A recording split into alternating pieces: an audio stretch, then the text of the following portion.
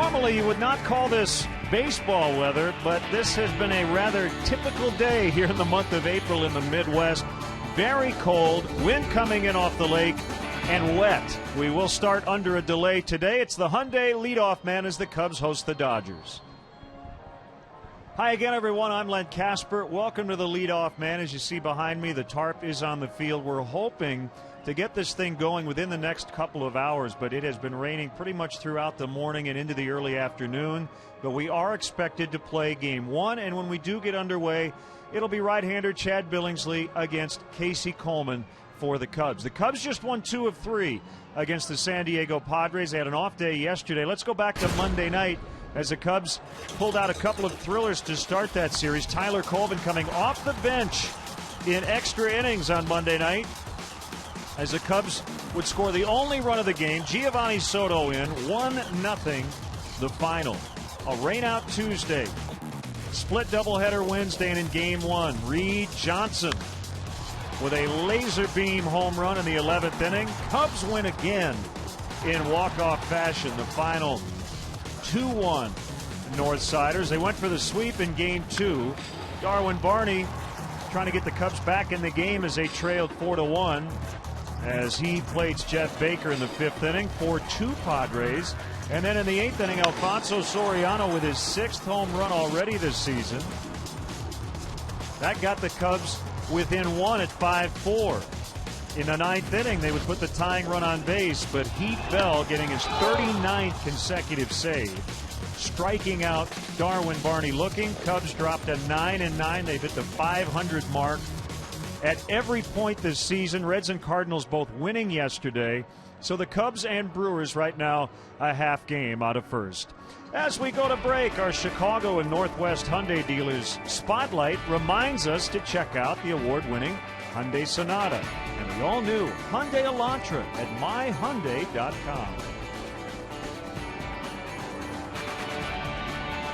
The Hyundai Leadoff Man, brought to you by your Chicago and Northwest Indiana Hyundai dealers. Check out the award-winning Hyundai Sonata and the all-new Elantra at myhyundaichicago.com.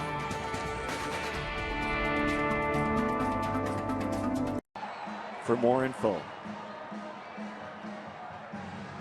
Now Don Mattingly's Dodger starting lineup, they've won 4 of 5 after dropping their last 5 in a row. 14th in the league in runs. Jamie Carroll in for the injured Rafael Furcal. Blake, Ethier, Kemp, those two guys 3 and 4 are killing the ball at the moment. Juan Uribe hit his first homer as a Dodger yesterday. James Loney off to a slow start. Jerry Sands, their top hitting prospect, recently called up, is in left. A.J. Ellis will catch, and Billingsley will do the pitching. Take a look at the Cubs defense this afternoon. It'll be Soriano, Bird, and Fukudome once again across the outfield. Ramirez, Castro, Barney, and Pena third to first across the infield. Giovanni Soto will be behind the plate today for right-hander Casey Coleman. Should be a good day for Casey Coleman to pitch. Conditions obviously favoring the pitcher here today. He's very much a ground ball pitcher. He's going to need his defense, especially that infield defense, to make plays behind him today.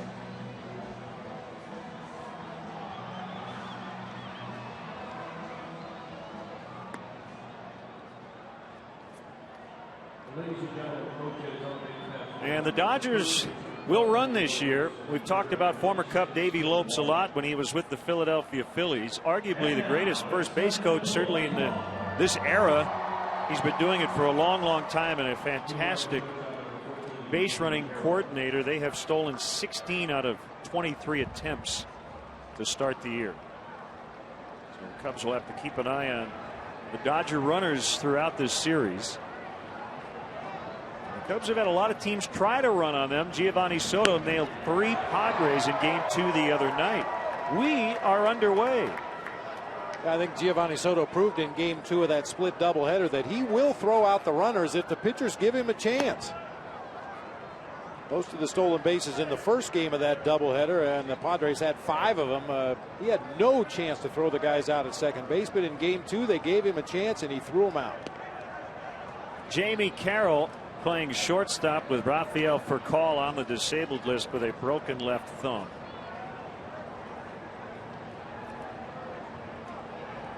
The official rain delay was 1 hour and 14 minutes. That's how much later we started than the scheduled beginning of the game, as Soto just can't navigate around all the paraphernalia in the on-deck circle and make that play. And a lot of things to step on or trip on over in that on-deck circle. He tries to tiptoe across to get near the stairs of that first base dugout, but unfortunately just could not get there in time. And while it would have been nice for a member of the other team to help him, that's not going to happen. No. The 2-2 pitch is hit in the air foul and out of play right side. The wind is out of the east at 17 miles an hour. And a chilly 41 degrees with a wind chill of 37. And as you can see by the flags out in center field, should knock down just about everything hit to right field and may help some balls hit to left field. In the dirt and a full count, 3-2. I don't know about you, Len, but I was surprised to find out from the Dodger media notes that the man at the plate, Jamie Carroll, leads the major leagues since 2002 in pinch hit batting average. A .358 hitter off the bench. I would have never guessed Jamie Carroll. He's put together a very nice career as kind of a super utility guy, and a guy you certainly feel good about playing every day at second and or short if needed.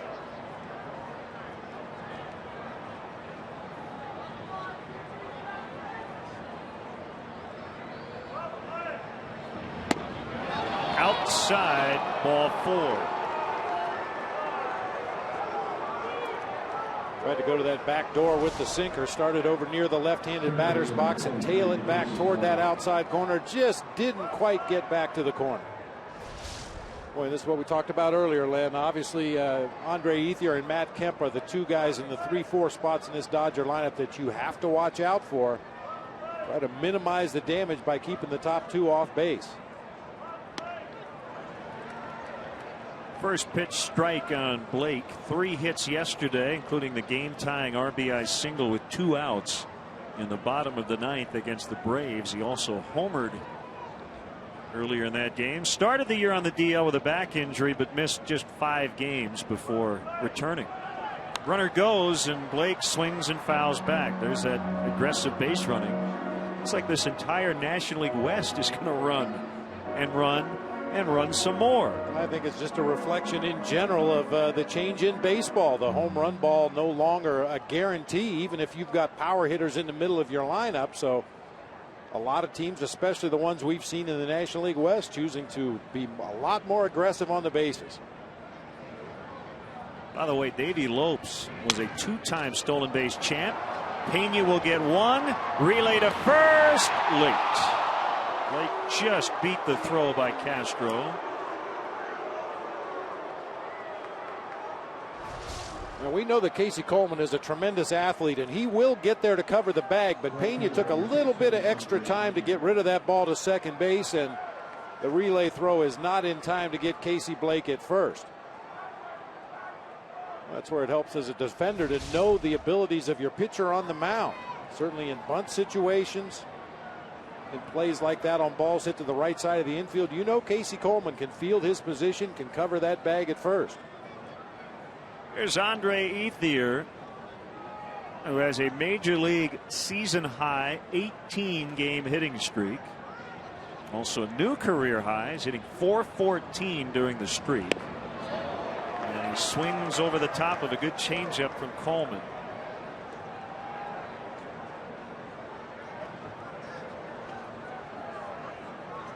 Since the Dodgers moved to Los Angeles in 1958, this is the second longest April hitting streak. Steve Garvey in 1978 hit 20 in a row. Well, this is the kind of day that hitting streaks die. Great conditions for the pitcher on the mound. Not quite so good for the defenders and hitters today. Coleman checks on Ethier.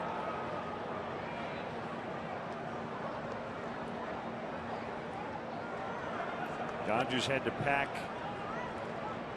for 2 different cities and really packed for 2 different cities on this trip. After this weekend, they'll head to South Florida, where it will not be 41 degrees.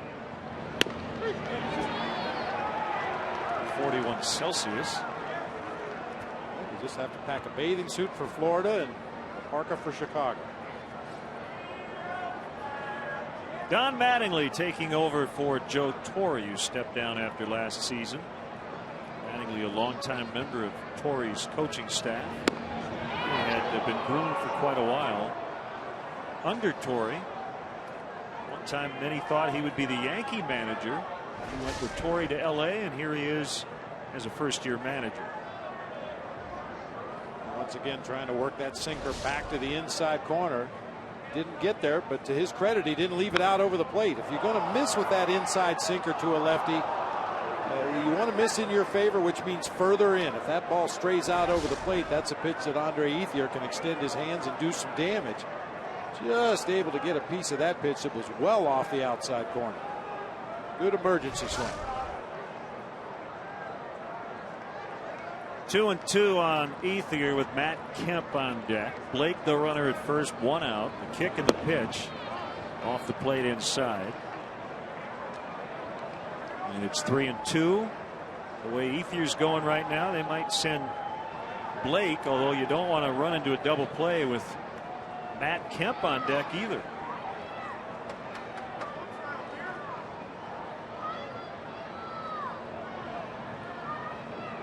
Blake takes off and Ethier fouls back. I think the other part of this too, Bob, for some of these NL West clubs the Cubs have faced, struggling to score runs.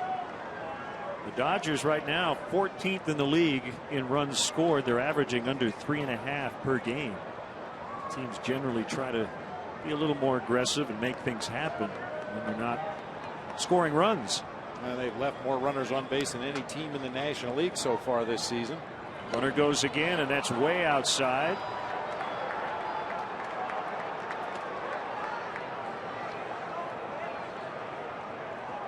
Well, Matt Kemp finished the Dodgers' last 2 series with game-ending home runs. On Sunday against the Cardinals and yesterday against the Braves. This was Sunday in the 9th inning, 2-run homer to win it. And then yesterday he did it yet again. This time in the 12th inning. We're in the throwback uniforms. Another 2-run shot. I had to do a double take when I saw that highlight earlier this morning. I thought it was the Royals, and I didn't realize that Matt Kemp had been traded to the Royals, but they were just wearing their throwback jerseys from the Brooklyn Dodgers days. According to stats, he's the second player to hit a game-ending homer in back-to-back series finales. The other was Hall of Famer Robin Yount with Milwaukee in 1991. 1-0 pitch in on the hands and fouled off. First 2 pitches from Casey Coleman to Matt Kemp, both elevated as you get a look at the National League hits leaders. Top 3 in the league in play here today at Wrigley Field. Even though Casey Coleman is normally a sinker ball pitcher and tries to stay down, Matt Kemp is a real good low ball hitter. It's that age-old question: do you go away from your own strength as a pitcher based on the strengths and weaknesses of the hitter? The first 2 pitches of the sequence, we saw Casey Coleman try to go upstairs with 4-seam fastballs and then went right back to that bread and butter sinker. There's Mark Riggins, the Cubs' first-year pitching coach. Coleman gets assigned. Soto sliding off the plate, and he hit the corner. Called strike 3 to get Kemp. Hopefully that's the pitch that will get Casey Coleman locked in on that outside corner to the right-handed hitters. There's that comebacker. Just does nip the outside corner for a called strike 3. What a nice job by Giovanni Soto. I talk all the time about a catcher's ability to get around the ball so that as you're receiving it, you're always moving back toward the plate. Might have bought his pitcher a call right there. Juan Uribe hit his first homer as a Dodger yesterday. He's playing second. Two-time World Series champ with the White Sox in '05 and the Giants last year. Takes a curveball for a strike.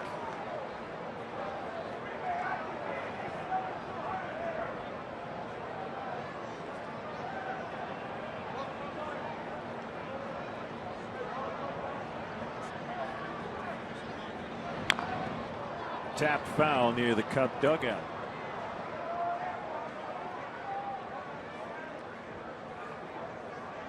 Uribe with a 5-game hitting streak of his own, hitting .421 with the home run you mentioned yesterday, Len, driven in 5 runs.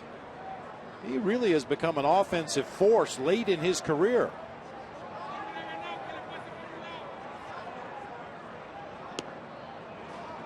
The other thing, Bob, about that called strike 3, as a catcher, can you set up a little out of the zone, and if the pitcher, quote, hits the mitt, you'll still get that call? Depends on the plate umpire. I mean, certainly the umpire is aware of your movements as a catcher. If you get too far off that outside corner, they know where you're at. They know where you are in relation to the plate and the corners of the plate. So you can try it. Atlanta Braves used to do it really well back in the mid to late 90s, working those corners. The catcher would sit up way off the plate and get a lot of calls from home plate umpires, but the umps have been directed to call the strike zone as it is written in the rule book rather than just because a guy can hit his spots.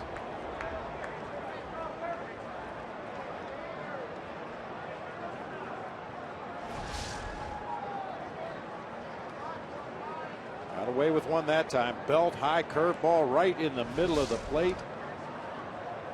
You hope those get fouled off if you're pitching. 2-2 popped up, and the wind going to push that one way out of play.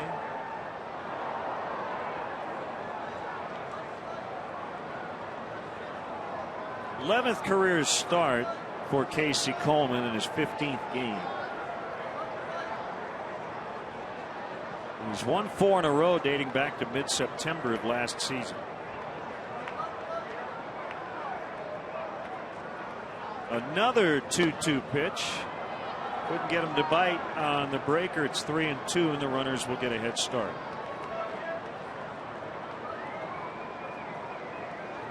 Under normal circumstances, I would say a 30-plus first inning, however, is not a good thing. But on a day like this, it might not be all bad if Casey can escape the jam here. He definitely has his body heat working here in the first inning. Swing and a miss. He gets him on the curve. The Dodgers leave 2, and here come the Cubs on offense.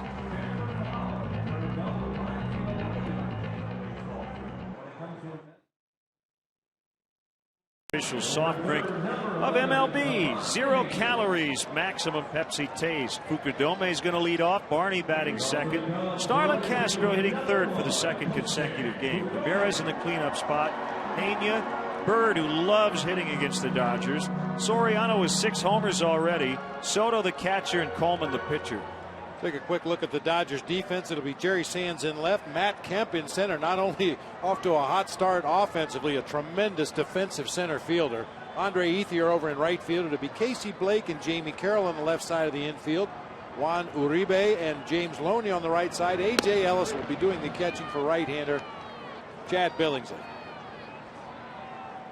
Mentioned coming off a strong outing against the Cardinals. He received a no decision in ultimately a Dodgers 2-1 victory.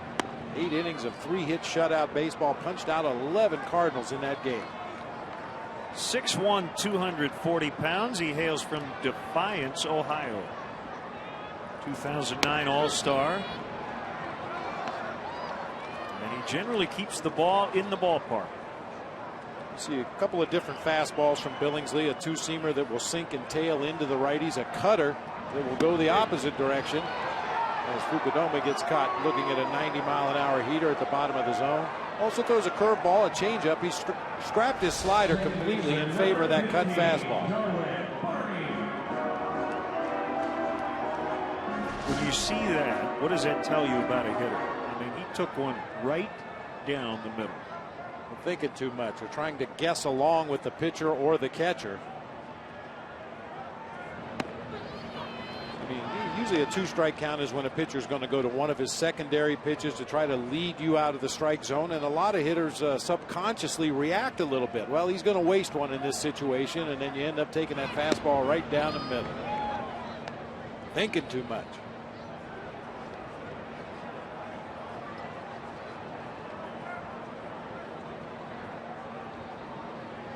Barney went 3 for 13 with a run knocked in that Padres series.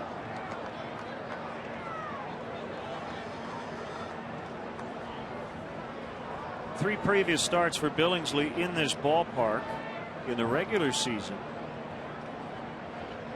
A 2.95 ERA as Barney rolls one to Jamie Carroll. That's 2 quick outs. We are always email accessible at lenandbob@tribune.com. You can follow us on Facebook and Twitter as well.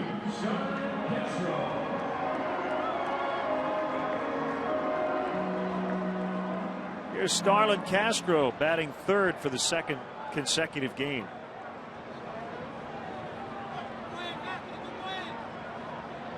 Certain guys fit into certain slots, and when you want to lead off Fukudome, you say, well, where do you hit Castro? Like Barney in that 2 spot. Castro's been the Cubs' best hitter this year. Marlon Byrd has gone 2 for his last 29, so you have Castro third and Byrd 6th.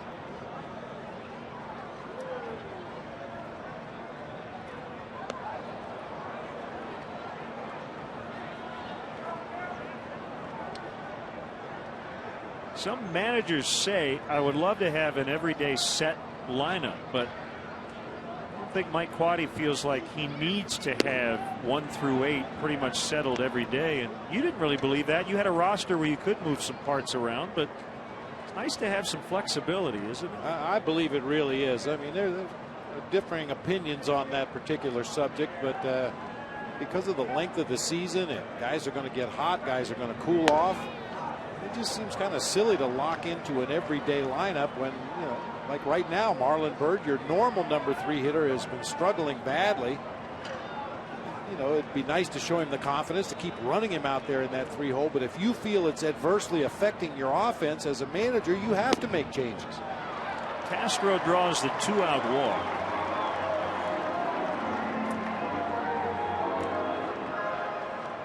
And that'll bring up Ramirez.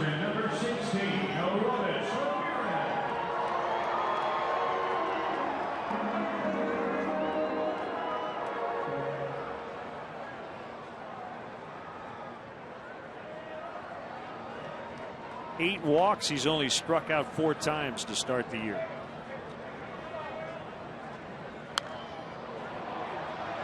Off to a much better start overall than in 2010. He had the worst half of his career. And very uncharacteristically, Ramos was striking out a lot last year early in the season, which is something he has never really done at any other stage of his career, and back to more what we expect from him in the early going this season. A tapper back to the pitcher Billingsley, and that'll be the inning. We've completed 1 after a 74-minute rain delay. 0-0.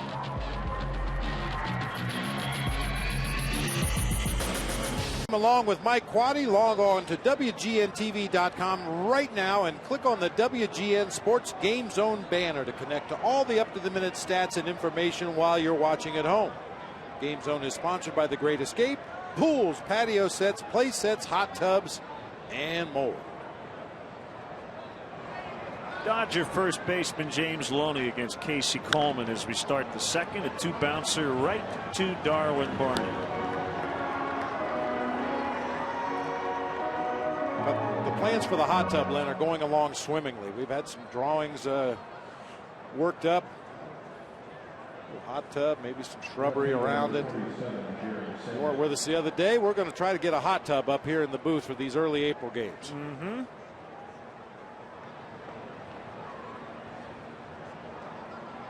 Weather really not keeping too many fans away. Under the conditions, this is one of the more impressive crowds I've seen at Wrigley Field. This would have been a very easy day to stay home. It rained all morning, rained into the afternoon. We haven't seen the sun for about a month. But a lot of fans here today. Jerry Sands was recalled from AAA Albuquerque on Monday, made his major league debut, and doubled in his first at bat against Tim Hudson. He's going to fly out to Marlon Byrd. Don't miss the action as the Cubs host the Dodgers tomorrow here at Wrigley Field. Game time 12:05, but be sure to arrive early. The first 10,000 fans get a Cubs notebook, compliments of Constellation Energy. The Chicago Cubs green game is powered by Constellation Energy, energy provider to Wrigley Field. Visit Constellation.com to learn what you can save. Here's the catcher, A.J. Ellis. Well, Starlin Castro and Darwin Barney must work for Constellation because they've provided most of the energy here at Wrigley Field this season. Good point.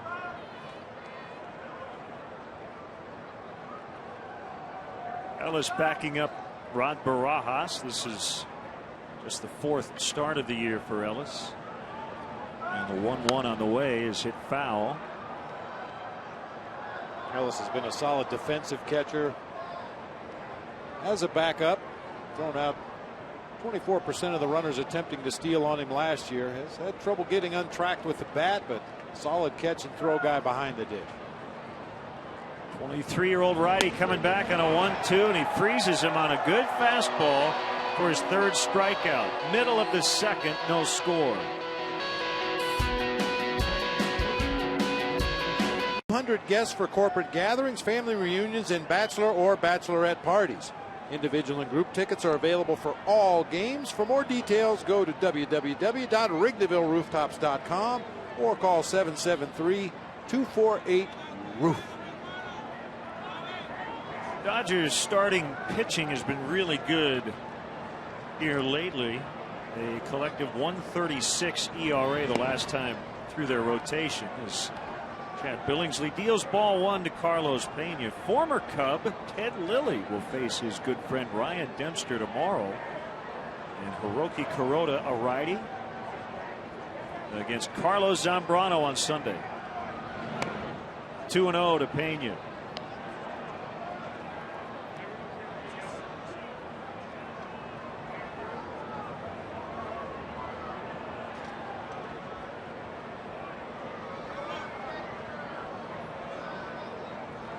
Billingsley theoretically not terribly affected by this weather, considering he's from Ohio.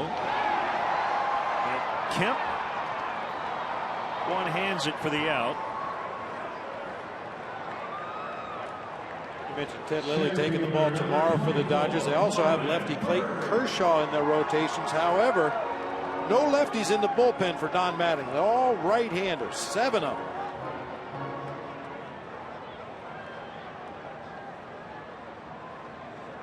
Bums out Jeff Baker to no end. Yeah. Guy that figures to get most of his at-bats against left-handed pitching. You hate it when a team comes into town and does not have a lefty available out of the bullpen. One strike to Marlon Byrd, again 2 for 29 after a 9-game hitting streak. 1-1 to count. Everything else is later tonight around baseball, including I would say a pretty big series as early as it is. The Reds and the Cardinals, two teams who do not like one another. Edinson Volquez and Kyle McClellan at Busch Stadium. They're tied for first at 10-9. A half game ahead of the Cubs and the Brewers at 9-9.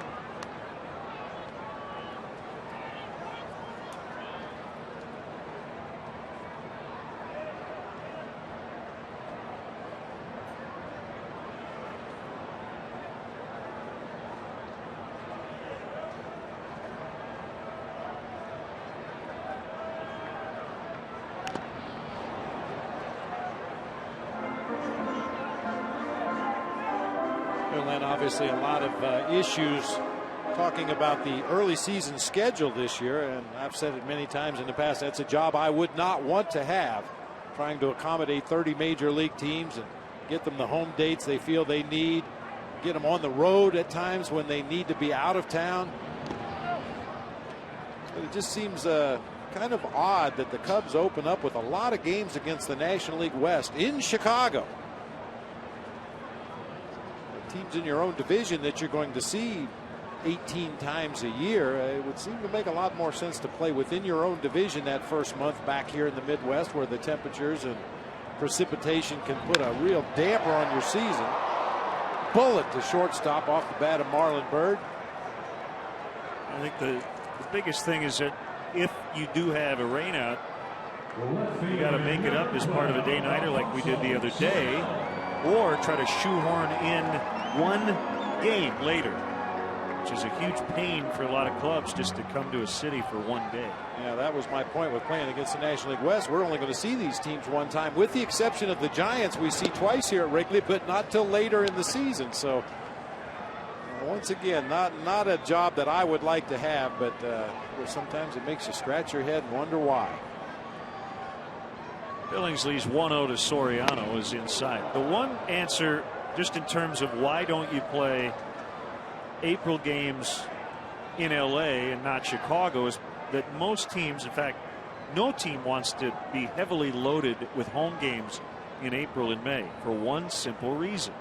You want as many games at home during the middle of the summer when school's out as possible. And that, I think, everybody understands, whether you're in a warm climate city or not.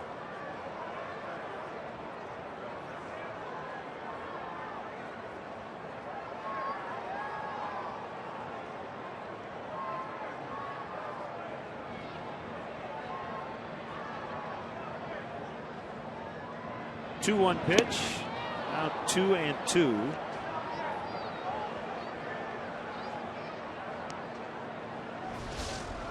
That hard cutter from Billingsley. Rotation on the ball tells you fastball when you see it out of his hand, but then that movement is not the movement that you normally see on a fastball. Pitch was up and it's bounced to Blake, who drops it but recovers in time to get Soriano. Off to the third, 0-0.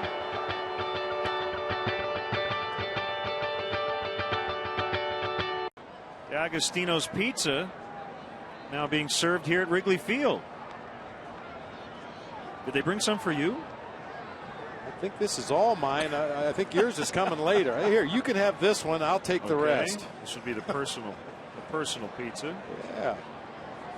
Yeah, I got nice. the three big ones on the bottom. Yeah.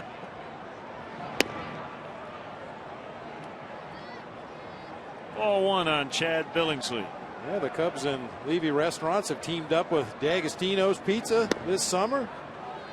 Made fresh daily. You can get cheese and pepperoni, cheese and sausage slices, or if you are a deep dish guy, they've got the personal size pan pizzas. Can't beat it.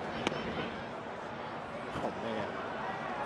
I have to take a little break here for a couple of innings.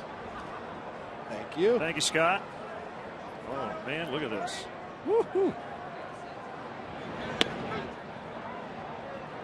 3-1 now. Yeah, we've been tasting some of the delicacies of other ballparks around the majors, but you can't beat D'Agostino's Pizza at Wrigley Field. Two of my favorite things in the world. Just foul as Billingsley was bidding for extra bases. Oh, baby.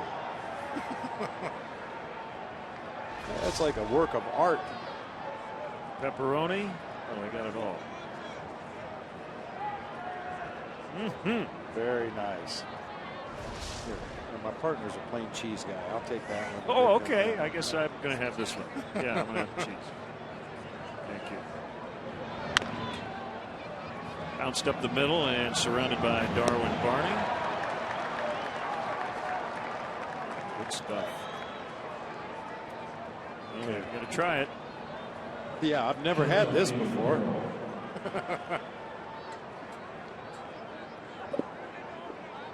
Scott, you're going to have to do some play-by-play for a while we eat.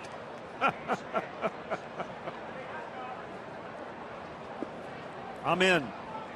I am in. Make sure you have some when you come out to Wrigley next time. Yeah, if you can't make it out to Wrigley to get some Zy, there's 4 locations throughout the Chicagoland area, including right down the street here, corner of Southport and Addison. You will love it, guaranteed.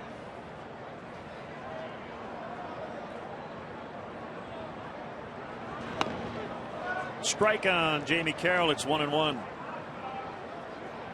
So you look at it this way. You had to try the Rocky Mountain oysters just to get some pizza. It was worth it. It was worth it. Definitely worth it.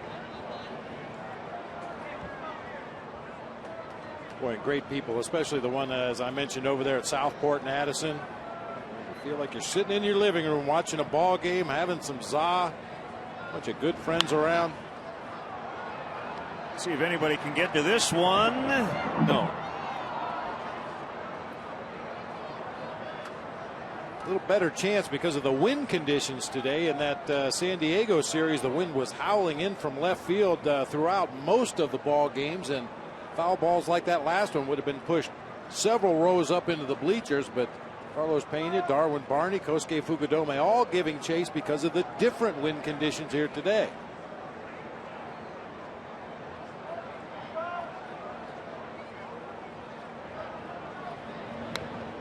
Got an email from Anthony, big Cup fan. He said, save him a piece. He will be at the ballpark in June. Well, that's the thing about the pizza here at the ballpark. It's fresh daily, so we're not going to save anything for anybody. This is, you're going to eat it kill all. This 2-2. Carroll shoots that one down the right field line. Fukudome over to get it. Carroll on his way to second, and he's going to get in with a 2-base hit. That is a first hit of the game.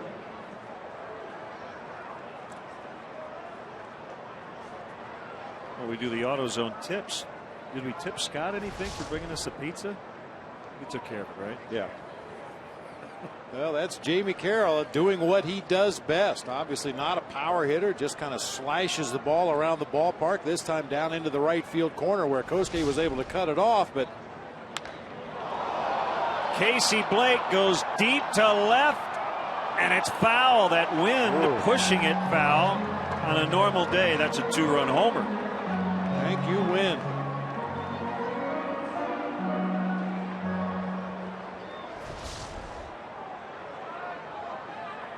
That ball started well fair off the bat. Looked like it was going to be a 2-run home run, giving the Dodgers the lead, but just continued to hook further and further foul, and then the wind really got it at the very end, pushed it way into foul territory. Just missed the corner, and it's a ball and a strike on the Dodger third baseman.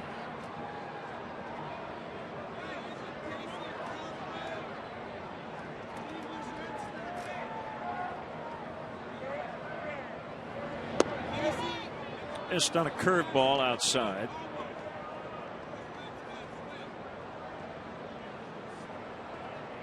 Casey Coleman facing the Dodgers for the first time in his career. This is his first Wrigley Field outing of the season.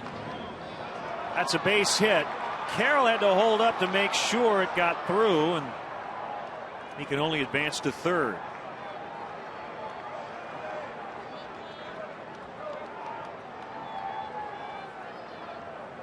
Casey Blake saying, if not for the wind. Tim Wallach, the third base coach for the Dodgers, you can see him working his way down the line. He's going to hold up Jamie Carroll the whole way. That ball got out to Soriano in a hurry. You may see the base coaches be a little more aggressive on balls that roll through the outfield for any distance because of the rain that we've had throughout the morning and early afternoon. Could be tough to find a handle on that ball after it rolls through the grass. Also, a little subtle thing, I don't think Starlin Castro will be given an Academy Award for that deke, but just by holding your glove up at all makes that runner hesitate. Absolutely.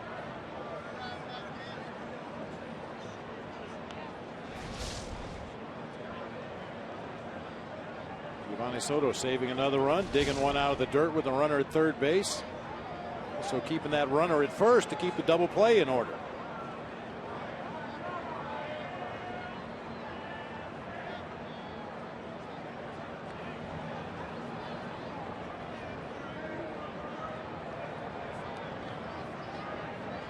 There's Tim Wallach, longtime major leaguer with the Expos and the Dodgers. His son, Brett Wallach, a pitcher in the Cubs organization down in Daytona in the Florida State League this summer. Got him in the Lilly deal, I believe. Yep. Outside, 2-0 on Ethier.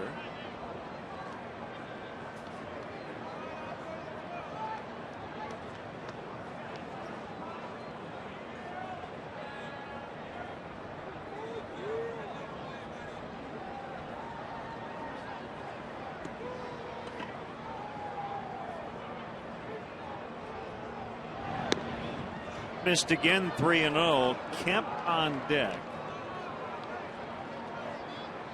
As Coleman tries to navigate through some trouble here in the third inning. I don't think there's any question Andre Ethier has the green light to swing on this 3-0 count if it's a pitch to his liking. And he did find one, and he gives the Dodgers the lead on a 3-0 pitch. Extends his hitting streak to 19 games. And it's 1-0 Los Angeles. Now, if you're in the midst of an 18-game hitting streak, you're going to get the green light in any count. And Ethier goes down and drives that ball back up the middle of the field. That was a sinker, probably off the outside corner away, but able to muscle it out there to Marlon Byrd for the first run of the game. That'll bring Mark Riggins out to the mound as Matt Kemp ready to dig in. And Cub fans, make sure you check out our WGN baseball blog on WGNTV.com. I have a post on today's weather and how you beat the Dodgers. Game notes from stats, photos, the seventh inning stretch singers for this homestand. You can check out me modeling the Tom Skilling Snuggie and more on WGNTV.com. I'm not modeling more. You just can find more in general on the blog. I bet the demand for those Tom Skilling Snuggies went through the roof when people saw you modeling it up here in the seventh inning a few days ago. It is warm, I can tell you that. Kemp took a called third strike in the first inning. First and third, a run in. And the curveball is too high for ball one. Well, that's a pitch that you'll rarely get a call on. It was a breaking ball that appeared to end up at the top reaches of the strike zone, but rarely will you get a call on a high breaking pitch. Swung and missed on a fastball, 1-1. Now there you see where the first pitch was at the very upper reaches of the strike zone, but it was a breaking pitch, so Tim Tschida, the home plate umpire, just doesn't call that pitch. Not many umpires do. The high breaking pitch. Coleman did not get that call. 2-1. Well, according to pitch tracks, Matt Kemp is out. A lot of late movement right at the bottom of the zone.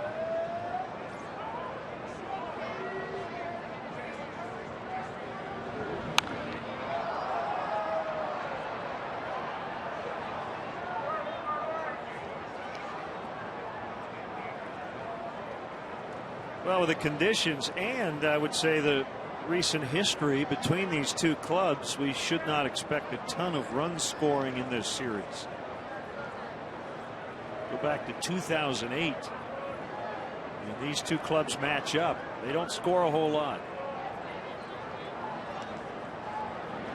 Swing and a miss. Kemp has struck out twice.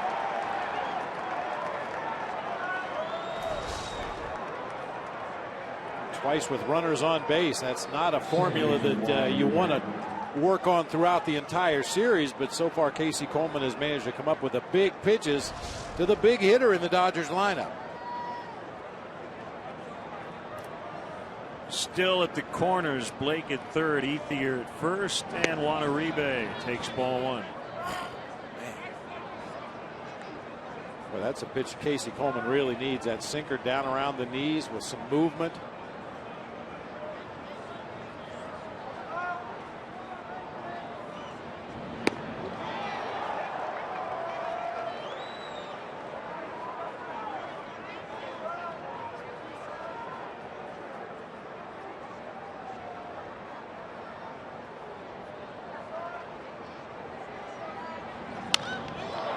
a base hit with 2 outs. Uribe gets the Dodgers that extra run. His 9th RBI of the year, 2-0.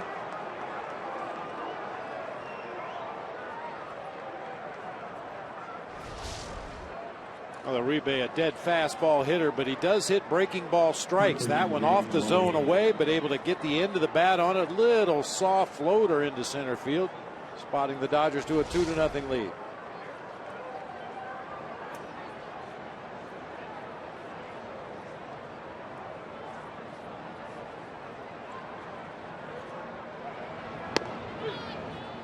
Fastball in there against James Loney, who's 0 for 1.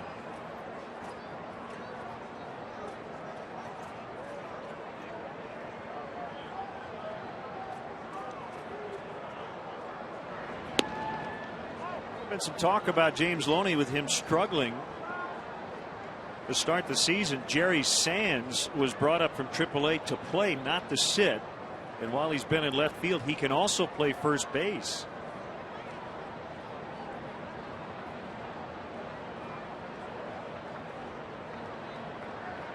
Loney at 169. Sands again brought up just a few days ago, off to a slow start.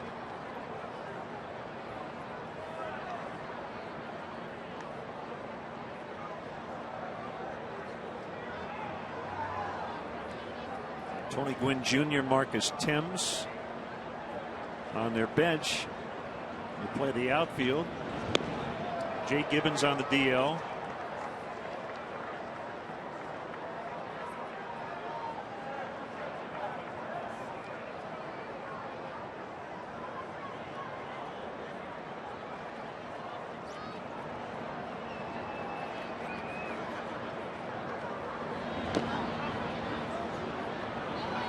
Three and two the count. Dominic from Vienna, Austria, checking in, telling us to enjoy our pizza. We appreciate that, and we will.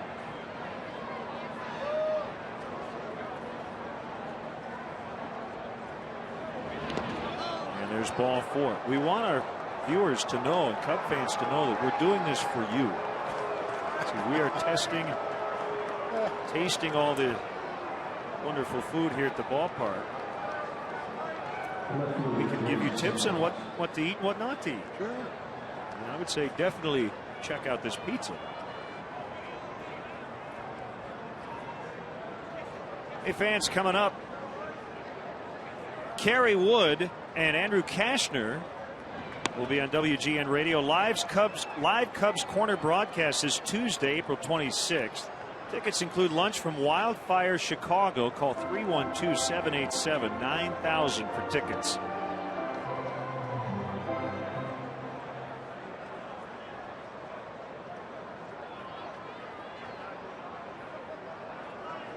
A couple of Texas fireballers. Andrew Kashner just starting to play catch. He and Randy Wells rehabbing from arm injuries. 2-0 count now on Jerry Sands as Casey Coleman is in some trouble here. Bases loaded, 2 runs already in.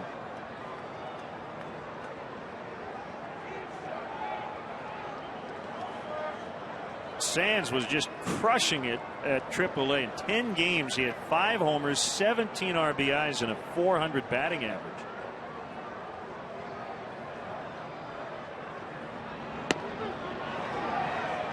Two and one. Gutsy pitch there by Casey Coleman. He's nibbled all around the edges of the strike zone, but in a 2-0 count with the bases loaded, he goes to the curveball and drops it right in the middle of the zone.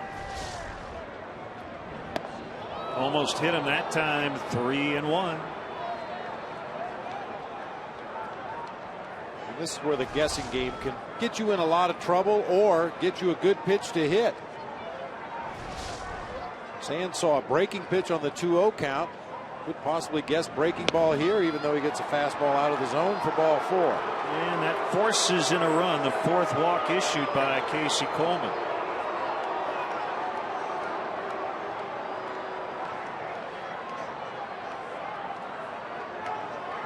I don't think Casey will make any excuses for not throwing strikes. However, there have been a few pitches in this inning that we have shown that could have been called strikes. And it might affect the way you start to work, knowing that you can't get a called strike on your bread and butter sinker. That one really got away from him to Ellis, 1-0. The big difference as this inning has progressed is the way he has missed the strike zone, missing way up and in with that sinker to a couple of right-handed hitters. When through the first 2 innings you saw him, when he missed in his favor, either down further or out of the strike zone. Just caught the inside edge on a curve. It's 1-1. And pitchers will, they'll talk about the conditions today. Obviously, much better to pitch than to hit on a day like this, but occasionally you have trouble with your grip. The ball is cold, it gets slick because of the weather and the wind. Sometimes you just can't seem to find a good grip on that baseball to get it to go where you want to. He has hit the outer or inner edge of that strike zone with curveballs the last 2 pitches. Comes with another curve that was out of the zone, and Ellis in protect mode taps it foul. Jeff Stevens up in the bullpen. Coleman with over 40 pitches this inning. Not sure how he got a bat on that pitch, but he did.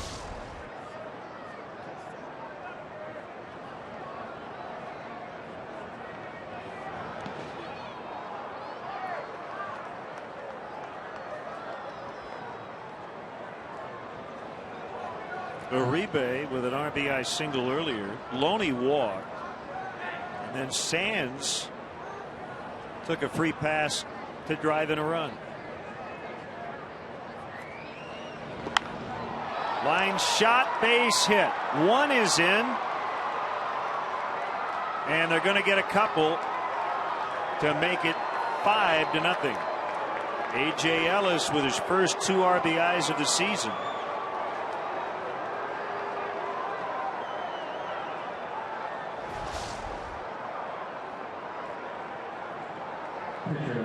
We talked about the Dodgers and their inability to score runs, the fact that they led the National League in runners left on base. They're taking it out on Casey Coleman here in this inning.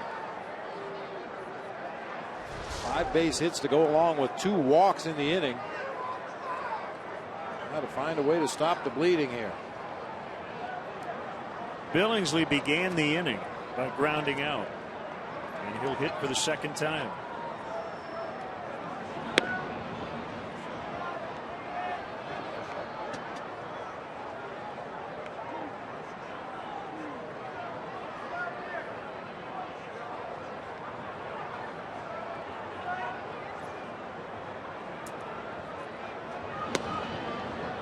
Two and 0.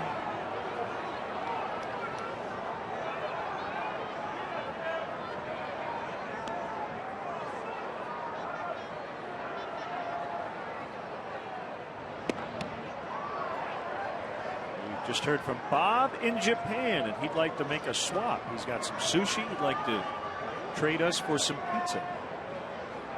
Trade him your pizza for some sushi. Watching us on the Armed Forces Network. I'll give Bob a call when I need some bait.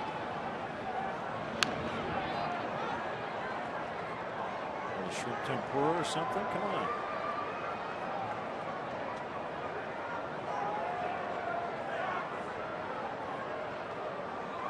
There's Ted Lilly on the right, tomorrow's Dodgers starter. Full count, 3-2. That was the 50th 5-0 pitch of the inning for Casey Coleman.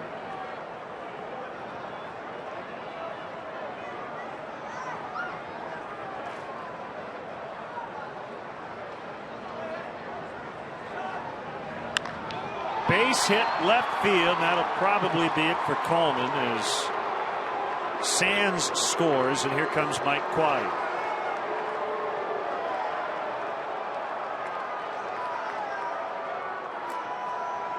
Rough ride for Casey Coleman today. 6-0 Dodgers in the 3rd, and we'll be back.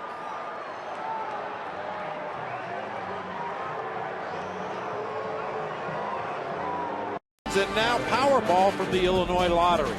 Tonight's Mega Millions jackpot is $19 million, while Saturday's Powerball jackpot $72 million.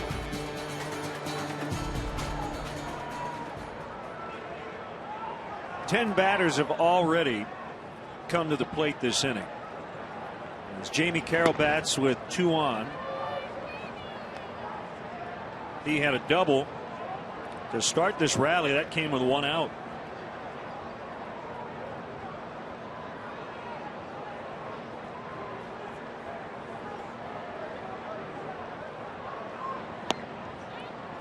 Two and 0.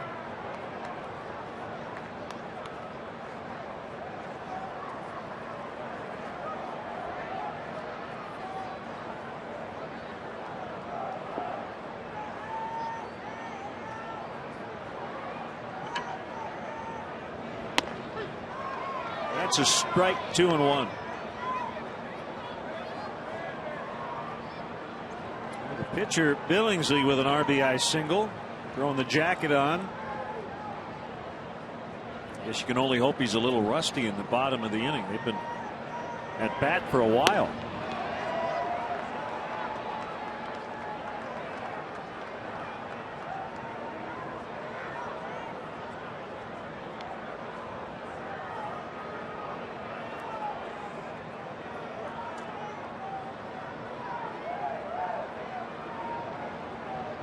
Two. Here it is. Outside. Full count. 3 and 2. We got an email from Mark in Portland, Oregon. He wants to know if we can email him a slice of pizza. We'll fax it to you. That would have to be thin crust. Real thin crust.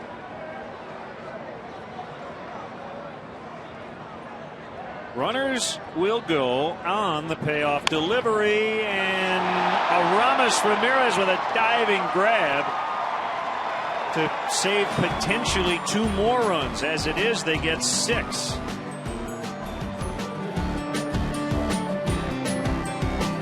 Now working with a comfortable 6-0 lead as we get into the bottom of the 3rd.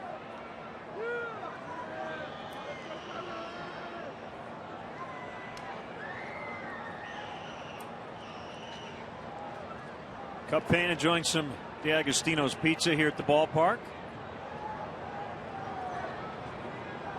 I think you just inhaled half a box of pizza. You all right? Are you supposed to chew? Bite and swallow. That's all we have time for between innings. Strike on Giovanni Soto. Mentioned earlier, he threw out 3 base runners trying to steal Wednesday night in Game 2 against the Padres. The last Cubs catcher to throw out 3 in one game, Scott Service, 1996, threw out 3 Reds. 7 caught stealings from behind the plate. That leads all major league catchers, and teams have been very aggressive in trying to run against the Cubs.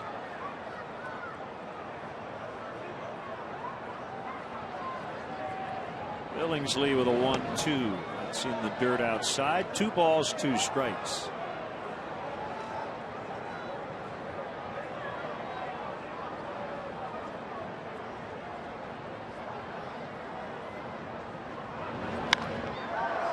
Fly ball popped into center, and it's Kemp to make the grab for the out.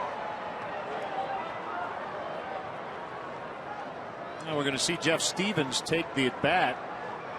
This will be his first career plate appearance. Pitcher number 44, Jeff Stevens. I'll give you a scouting report on him at the plate, but I have no idea. We'll just watch and see. He's a right-handed hitter.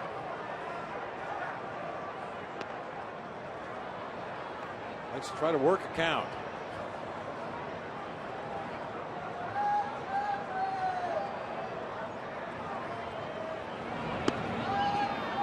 Strike. It's 0-2. There's number 4. That's in honor of the late Duke Snider, Hall of Fame center fielder who passed away this spring. As Billingsley makes quick work of Stevens for his second strikeout. Duke Snider hit 407 career home runs, appeared in 6 World Series, and a part of 2 World Series champions. Longtime Brooklyn and LA Dodger, passed away at age 84.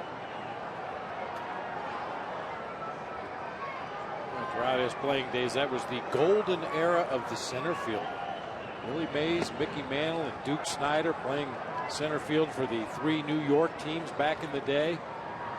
You know that spawned a lot of arguments. Which one was the best of the trio?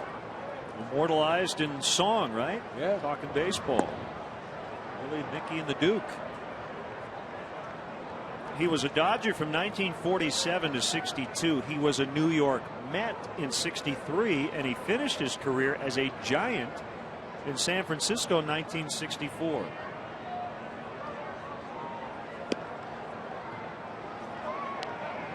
(3-0) on Fukudome.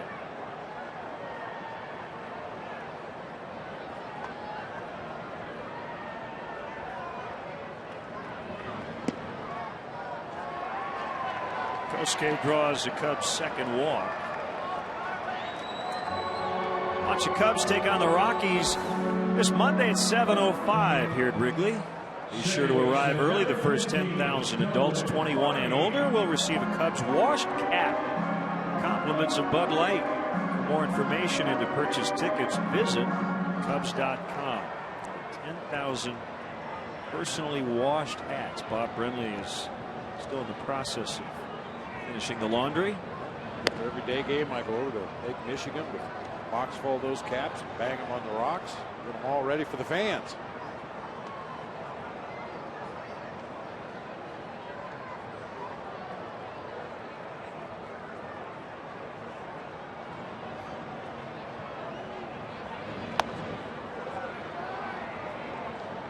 Characteristic wildness from Billingsley here in the 3rd inning. This is a strike throwing machine. He rarely puts guys on base via the base on balls.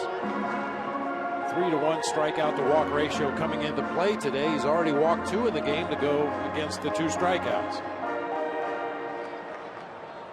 Rick Honeycutt is a Dodger pitching coach.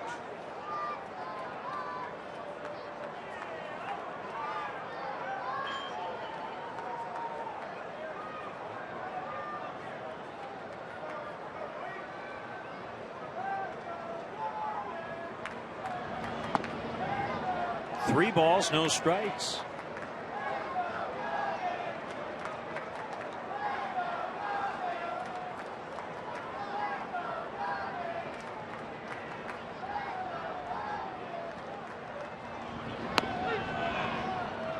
Tim Cheetah with a nice strike call. He lifts that right leg. Does a little bit of a dance move back there.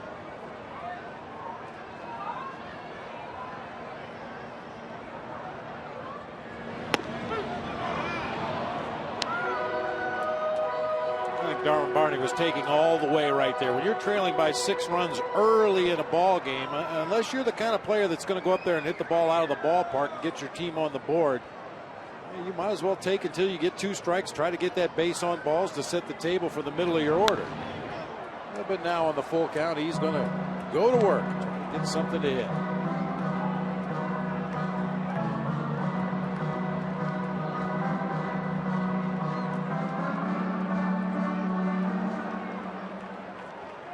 Castro on deck. Dodgers got 6 big ones in the top of this inning. They chase Casey Coleman out of the game, and a liner is handled by James Loney. Cubs leave 1. They trail 6-0 after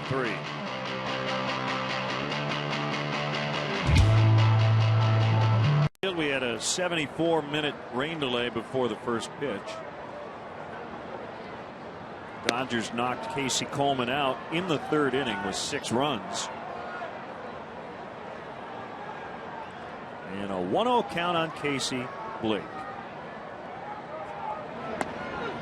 Gosh, I don't know if you would be flattered to know this or not. Casey Blake receiving an honor today, so to speak, by the Wall Street Journal. The headline says the most perfectly ordinary hitter.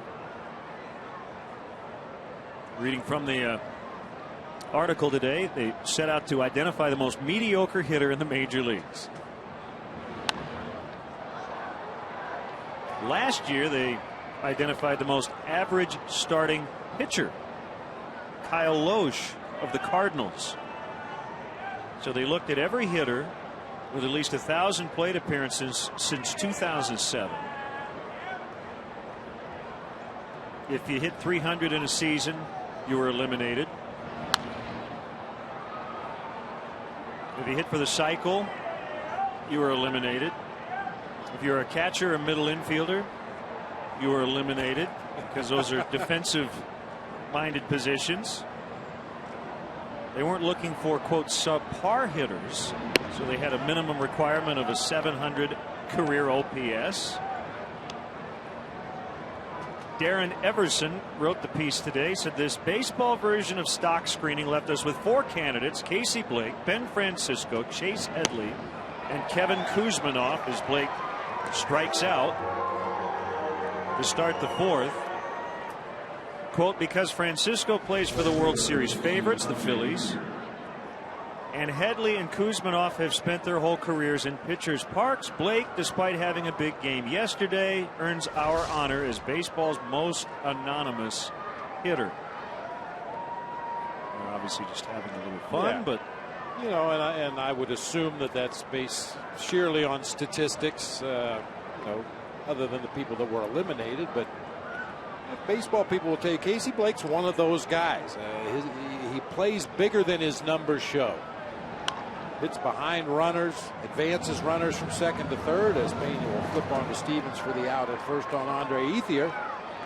And I think the point of this article is to say, for as many guys who are better offensively than Casey Blake, there are as many guys who are worse. So he is smack dab in the middle. Which is not a bad place to be. Right. It's not saying he's bad, it's saying he's average.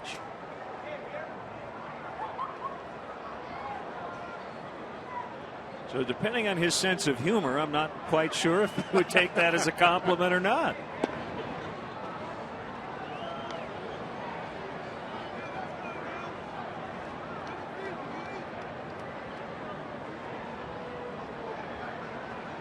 See, I like stuff like that. It just kind of gets you to thinking a little bit. Sometimes it's easy to come up with the best hitter in the league and the worst. But how about the guy right in the middle? I just don't think it's fair that they eliminated the catchers right away.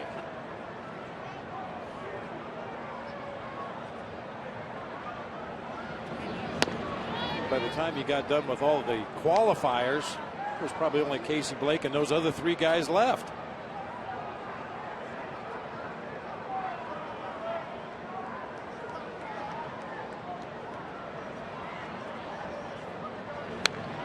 So in some strange way, then, I guess if you went around baseball and you added up all the hitters in the various lineups who were better and worse than Casey Blake, the team with the most hitters better than Blake probably has the best offensive team.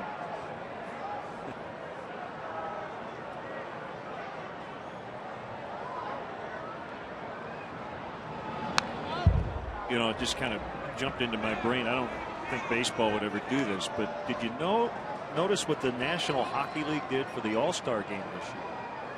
They named the whole All-Star, like both teams, brought in like 50 guys, and then they had a draft.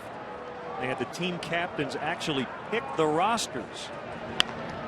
So then the question was, is it fair to have one guy sitting there in one chair be the last guy picked? I think the theory was, well, he's an all-star, but nobody wants to be picked last.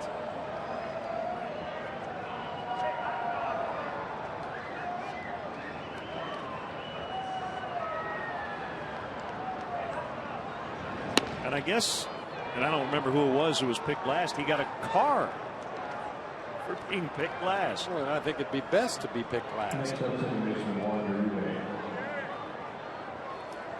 Kent draws a walk, and that'll bring up a rebound. You'd rather be the last person picked on the All-Star team than the first person that wasn't picked for the All-Star team. Exactly right.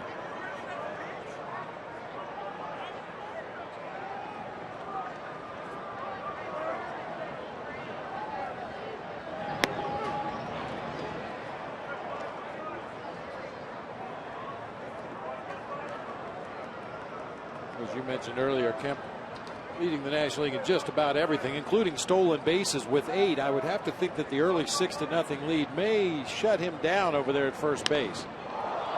Fly to deep left. And Uribe has hit 2 homers in as many days, his first 2 of the year. He has driven in 3 in this ball game, and it's now 8-0.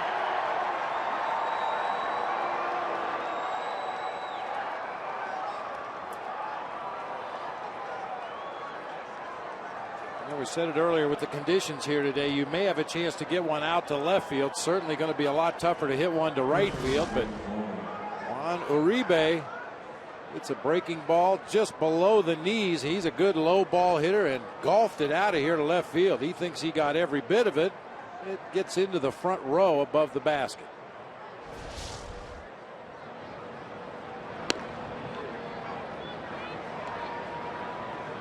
Stevens got the first 2 guys, but then walked Kemp, and Uribe took him deep.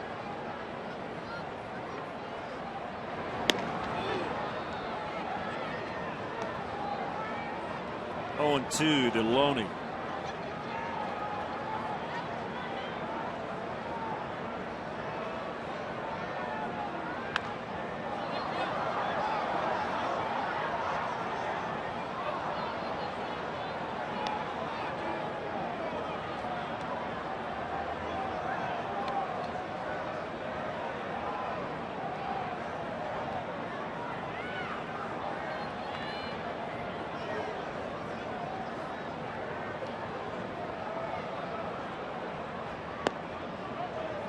One and 2.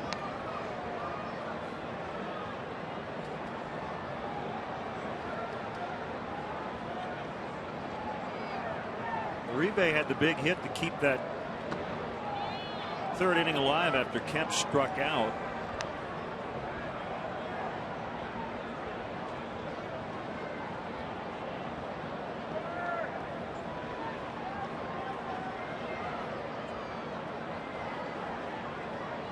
Two balls, 2 strikes to Loney. We'll do it again.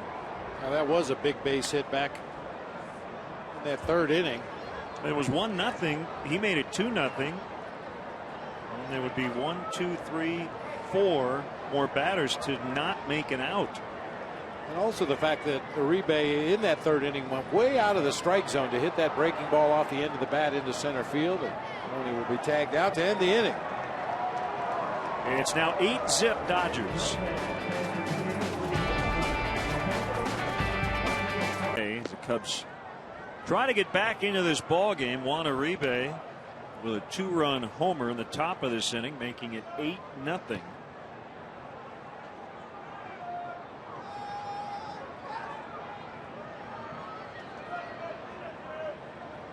And the 1-0 to Castro. Little tapper, kicks foul. Right-handed batter's box.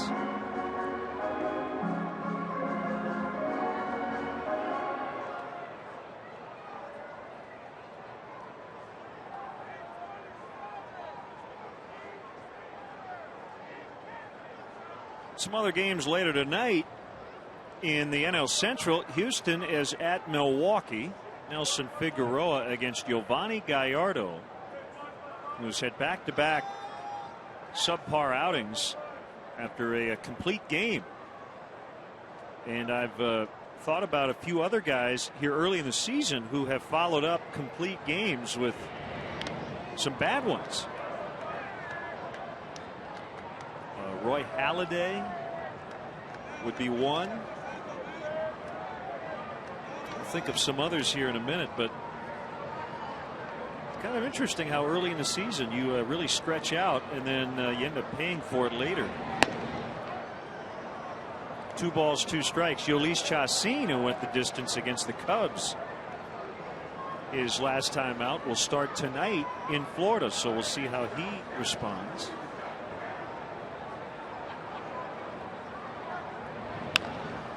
Castro hits a bouncer to Blake.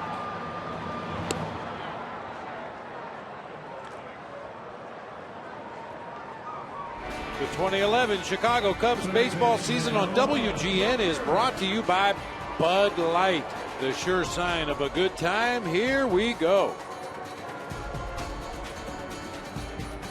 Charlie Morton, complete game at Cincinnati on the 15th, his next time out. Gave up 6 runs in 5 innings at Florida. Is that coincidence, Bob, or is there something more to it here in April? It's hard to say. I think it's a very subjective thing, but you have to believe that early in the season, we're not that far removed from spring training where guys were stretched out to get to 5, maybe 6 innings of work, and then suddenly you find yourself a week or two later going 9 innings and throwing upwards to 120, 125 pitches. I think physically it does take a toll in the early going.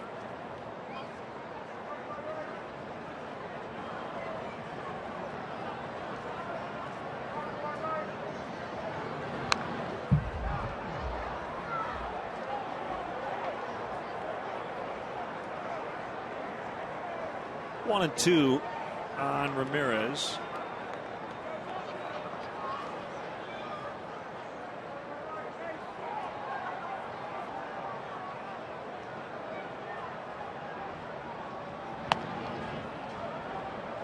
High and away, 2 and 2. I mean, based on the small sample size that we've given you up to this point, it would almost seem to make sense if a guy does throw a complete game early, as Ramirez ropes a breaking ball into left field for a base hit.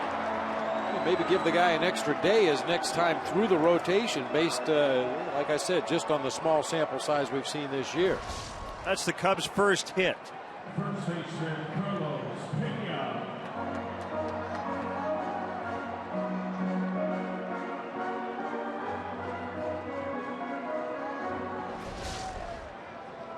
Now Pena, who flied to center his first time. Speaking of the Milwaukee Brewers, left fielder Ryan Braun yesterday inked a 5-year extension. So that gets tacked on to his previous deal. He is locked in as a Brewer through 2020.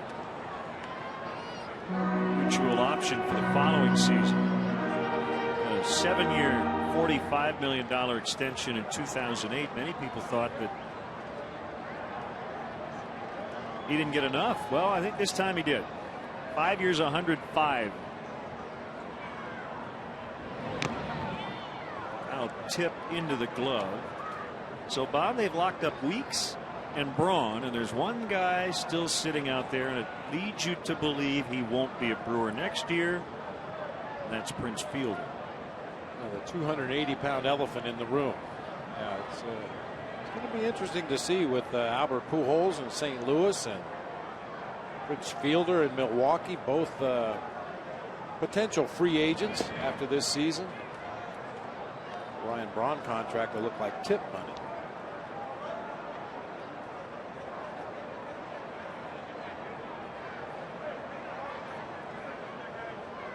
Chad Billingsley got 3 years at $35 million through 2014. A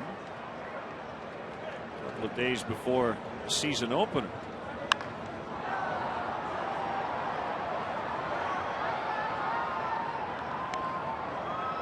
I'll tell you one thing. This is just my own personal opinion, Len. I've never really had a problem with a player getting as much money as he can from an organization.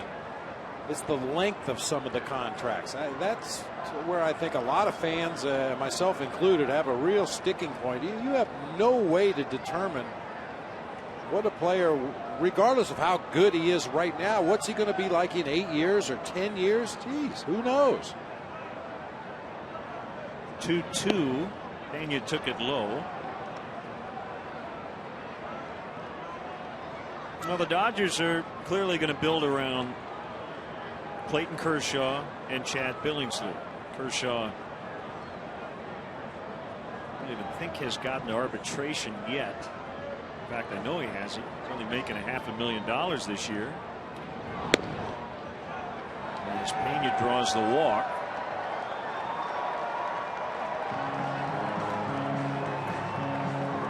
Cub fans support Ron Santos' fight for a cure. Join us at Wrigley Field for a special night when the Juvenile Diabetes Research Foundation honors the Ricketts family on Thursday, May 19th. The special dinner includes a ballpark tour, a chance to play catch and hit in the batting cages. All proceeds benefit JDRF. For information, go to jdrfillinois.org.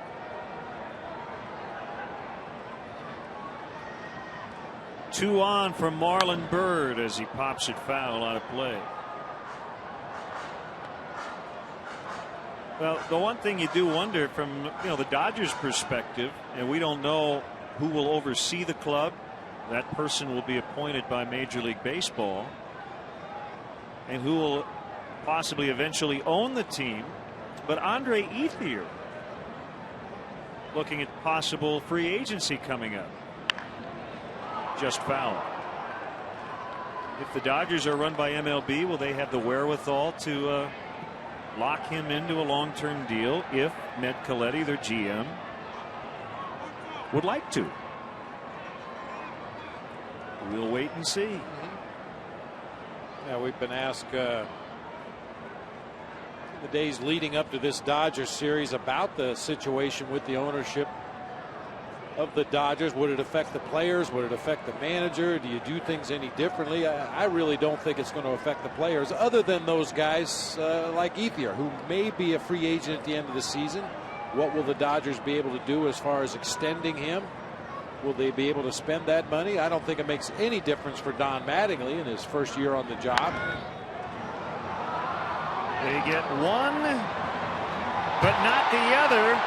And Ramirez, I think, smartly decided to hold at third.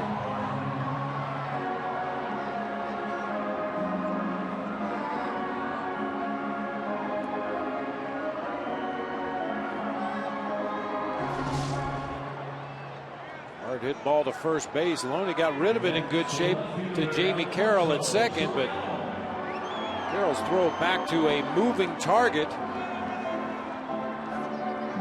Back toward the home plate side of the bag. That's the worst possible place to throw it to a pitcher. And Ramirez had broken it down well before he got to third base, so no chance to score on that overthrow. I should clarify, Ethier will be a free agent after next year. We'll have a big arbitration number this season as Ramirez will score this time. Byrd on his way to second. Cubs score the first run. It's a passed ball charged to the catcher Ellis.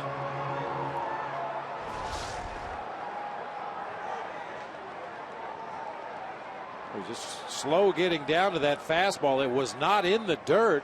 Ellis reached across to make the backhanded play just above the dirt behind home plate and just didn't make the play.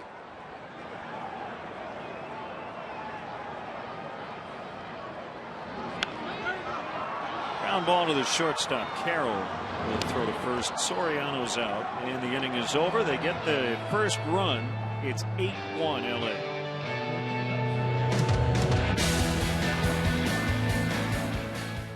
$5 footlongs from Subway. Just be the 500th texter to text Subway to 97999.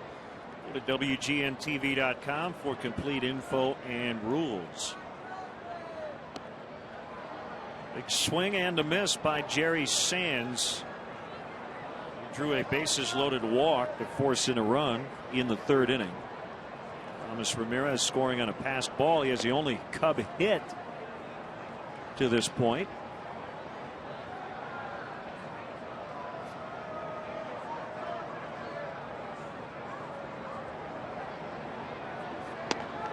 Inside corner on a Jeff Stevens fastball, 1-2.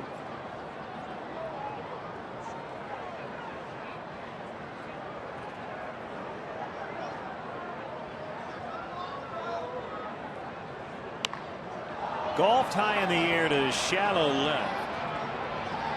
And Soriano makes a grab for the out.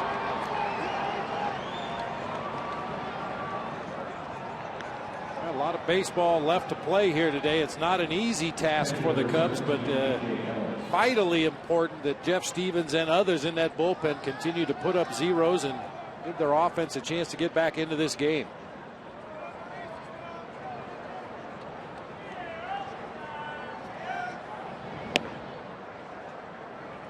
One ball, no strikes to the catcher Ellis.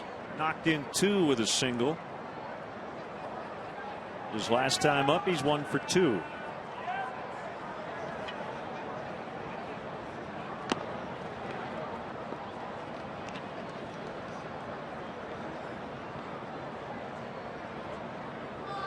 is where Jeff Stevens should put up a 0, facing the 7, 8, 9 hitters in this Dodger lineup. We say it all the time. Anybody with the bat in their hands is dangerous, but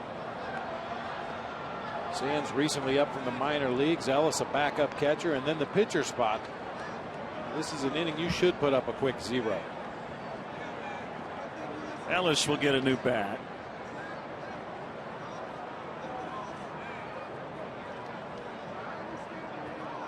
I was just looking up some of the Dodger contract issues. Actually, both Matt Kemp and Andre Ethier have one more year of arbitration eligibility and then are free to become free agents after 2012. And based on their starts this season, they may get a ton if they go to arbitration with the Dodgers this coming winter.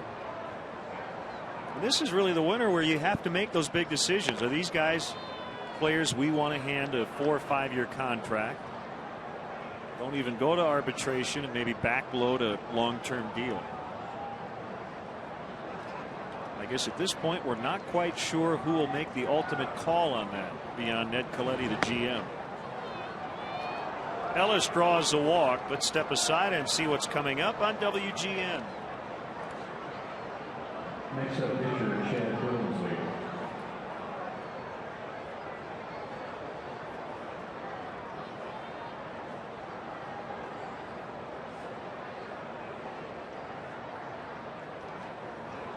Chad Billingsley working with an 8-1 lead as he bats here in the 5th.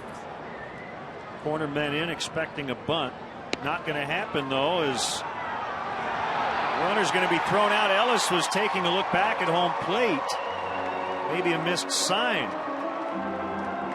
Giovanni Soto has nailed 4 over the last 2 games. You have to believe somebody missed something right there. They weren't even holding the runner on first base. Ellis does not run particularly well. Wasn't a great throw by Giovanni Soto, but a nice tag by Darwin Barney to get the second out of the inning at second base.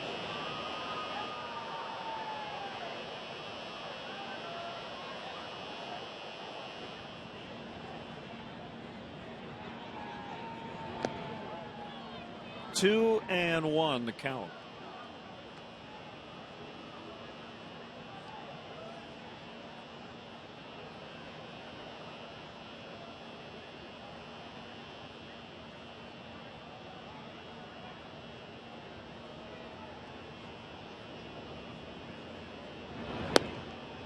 Now it's 3-1.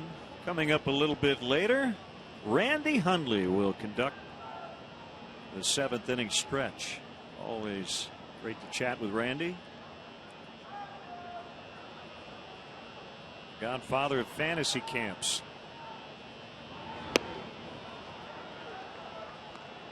And the Iron Man behind the plate. He never sat out in mid to late 60s with the Cubs.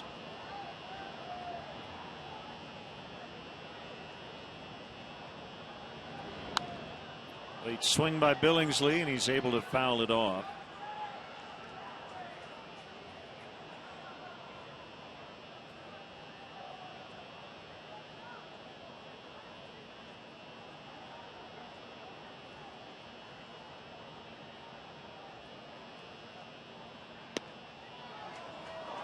Ball 4 on a close one. Stevens has now walked 3.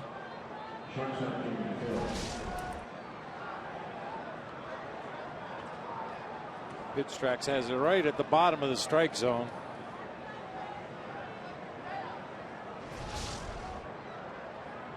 Stevens sure hasn't made it easy. I said this should be as close to a breather inning as you get in the ball game today against the Dodgers. He walked the 8-hitter. Fortunately, Giovanni Soto threw him out at second base and walked the opposing pitcher to roll the lineup over to the top where the hitters are.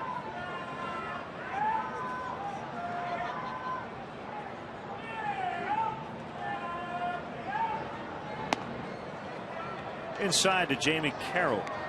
We want to send out a very happy birthday wish to the Cubs tour coordinator, Samantha Morris. Our tour group on the field earlier today. They were all bundled up, had the umbrellas out on this cold and wet afternoon.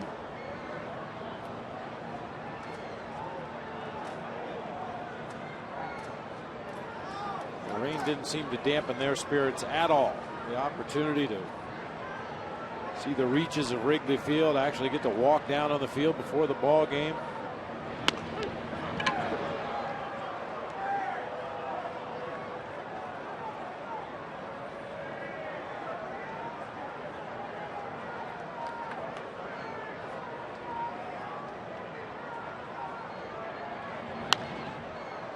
Two and two now on Carroll, with Casey Blake on deck, as the Dodgers now going through their order for the 4th time. Cubs haven't even completed their 2nd trip through the lineup.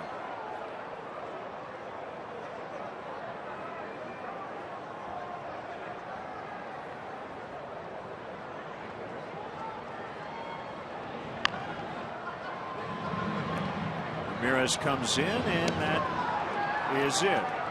We head to the bottom of the 5th. All Dodgers here in game 1.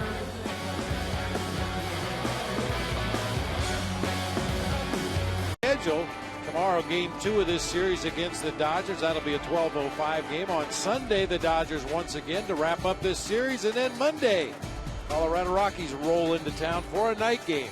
That's the Cubs' upcoming schedule, brought to you by Lincoln.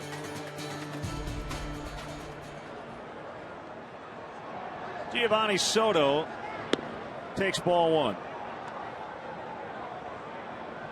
8-1 Dodgers.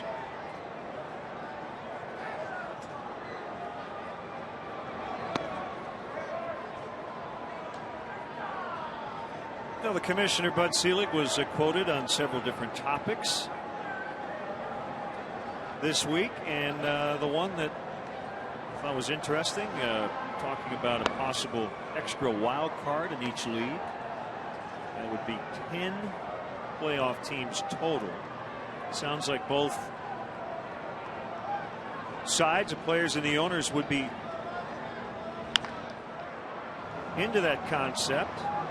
You have an argument with adding playoff teams. Soto grounds out. I don't really have an issue with adding playoff teams. I'm just a little concerned about the weather that those teams are going to play in October and into November by the time the World Series ends. But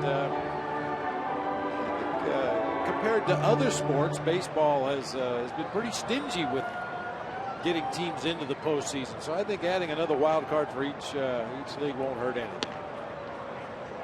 And it does not sound like they will even consider a best of 5. At the most, it would be a best of 3.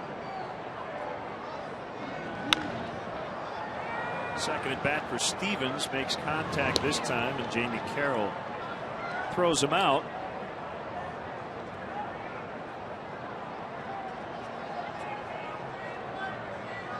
So the new format would have the 2 wild card teams play one another in the first round, and then play a division winner. I would assume the team with the best record in the league in the second round.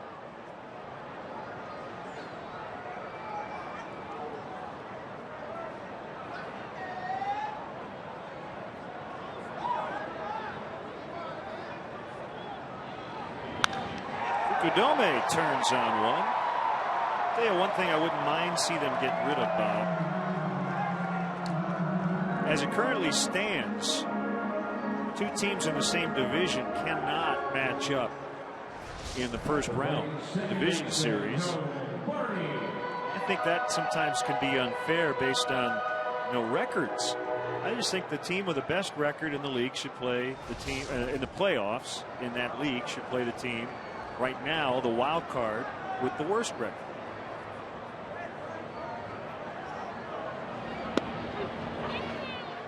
And I suppose, part of it is if the Cubs and Cardinals make it, you'd rather have them meet in the NLCS than the NL Division Series. Same with the Red Sox and the Yankees. But play 162. I just think you should line them up. Best record plays a wild card. Yep. And an error on Jamie Carroll. Inning continues.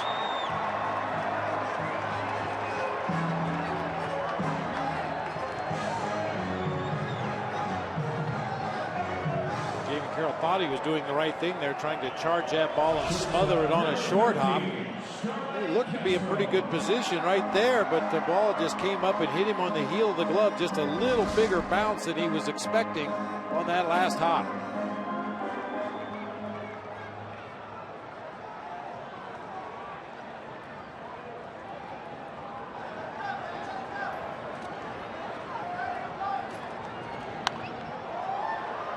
Back by Castro.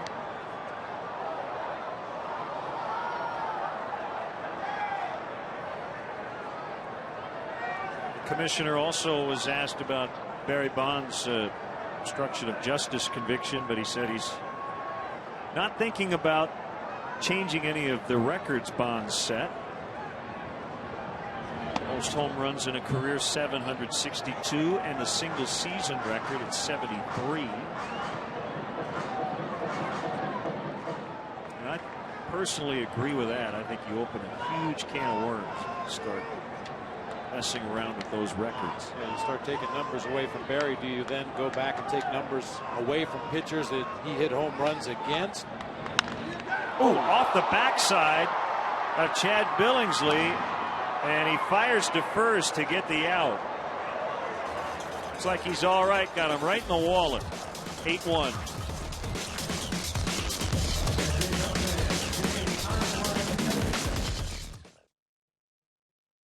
Game. Chad Billingsley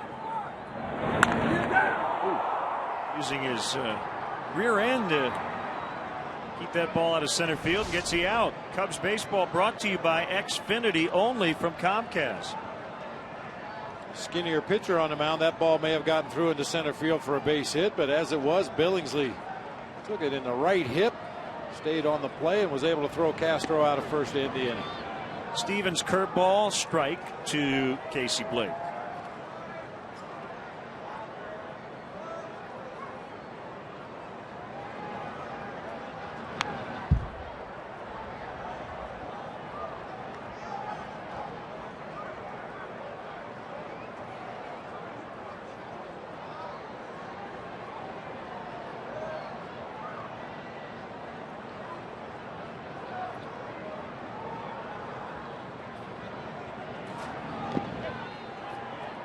Right where Giovanni Soto wanted that 0-2 breaking pitch. You saw him pounding his catcher's mitt on the dirt behind home plate.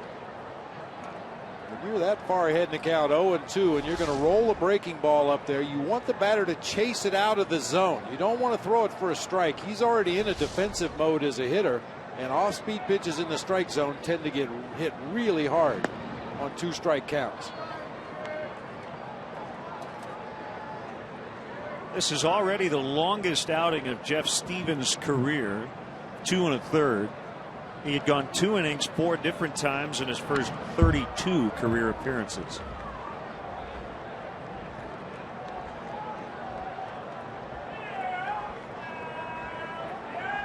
And because of the extended outing and the pitch count that follows that, he's probably going to be unavailable until maybe Monday.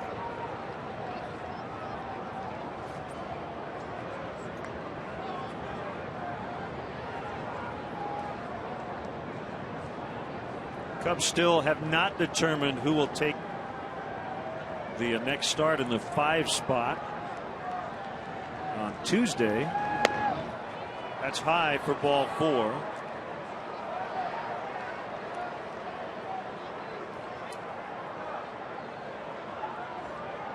Right fielder, Andre Ethier.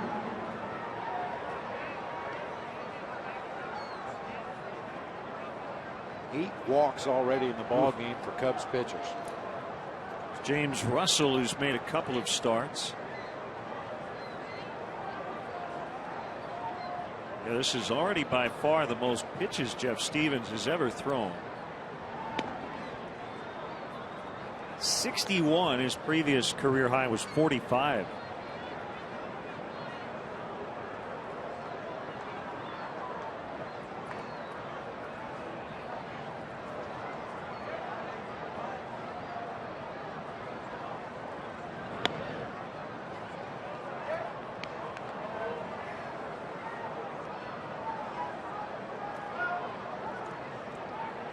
Ethier kept his Long hitting streak alive. It's now 19 after an RBI single in the third.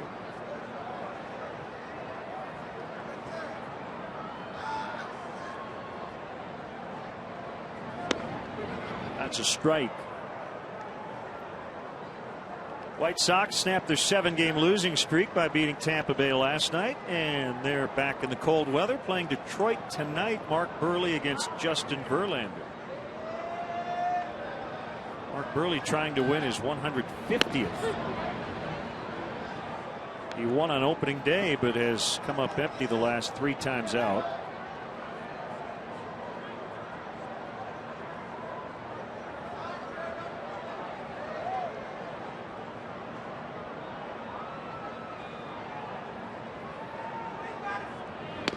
Three and two.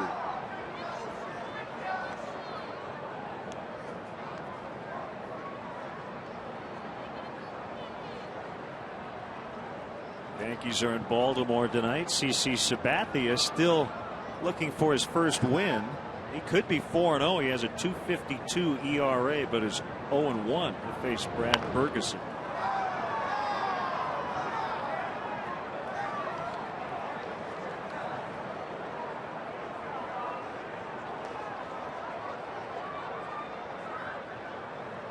Fan wearing those Cub gloves that were given away the other night.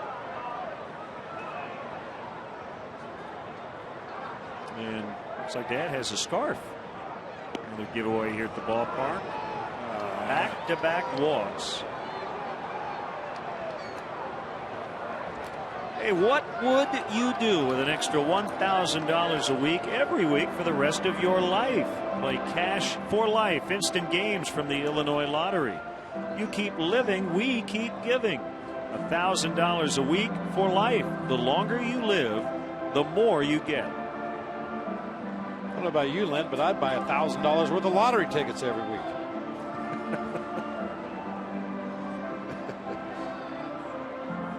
Got to find the strike zone. Man, 9 walks in 5+ innings by Cubs pitchers today.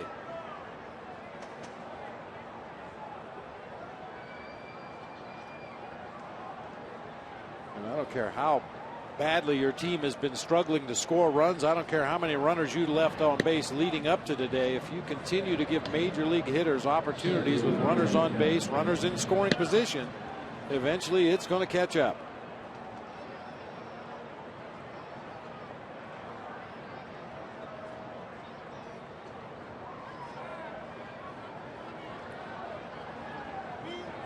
Two on, nobody out. Kemp has yet to put a ball in play. He struck out twice and walked. When pinballs around in the batter's box, 0-1. Been a while since we've said a Kansas City Texas matchup would be a big one, but it is. The Royals are 12-7. Just a game out in the Central, and Texas a half game back in the West. Behind the Angels, Jeff Francis and Derek Holland tonight.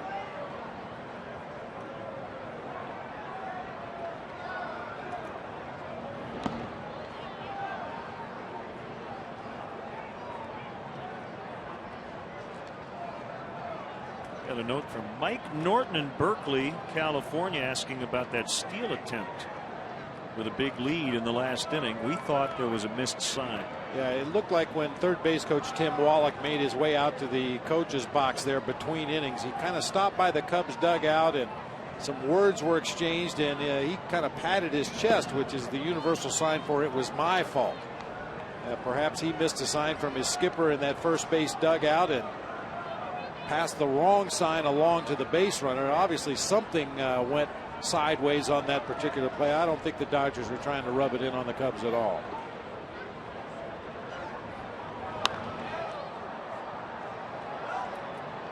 And Mattingly's right-hand man is former Royals manager Trey Hillman, the bench coach.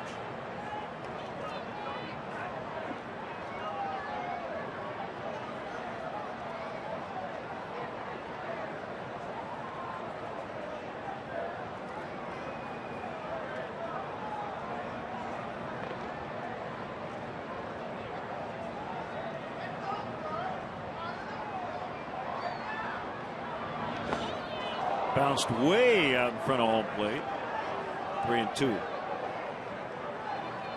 Now that is a tough pitch to block. And when you get a breaking ball that hits that far out in front of home plate, it's going to come up and hit you high in the chest protector, or in this case, in the side of the mask. Took it off the left shoulder, then off the face mask, and fortunately that ball stays right in front, holding the runners at their bases.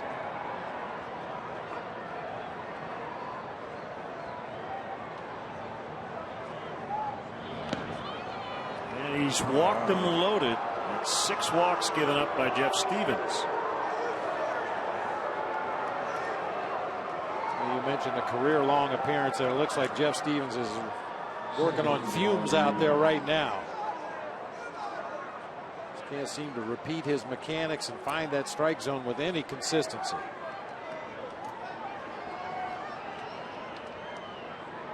Well, Mike Quade let Stevens bat in the 5th inning, meaning he really wanted him to get through this 6th.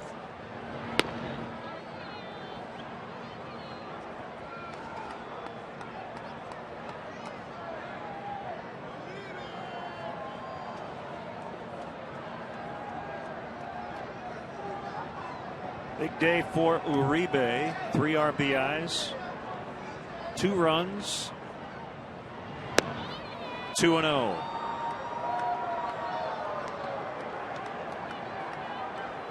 And as much as Stevens is struggling here to find the strike zone, I would expect Uribe to come out of his shoes right here. If he gets a pitch close to that strike zone, I would look for a home run swing here.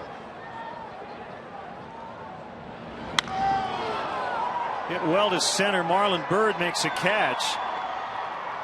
It'll technically be a sac fly, but it really was a sac line out. That ball was crushed by Uribe, and it's 9-1.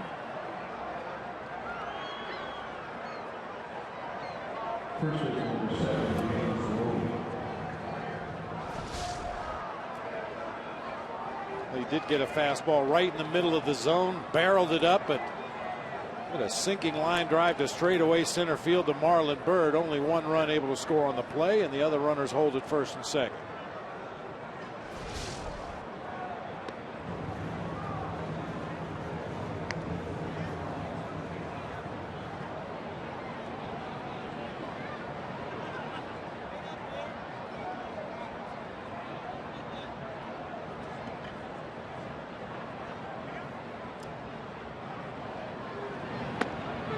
Outside edge to Loney.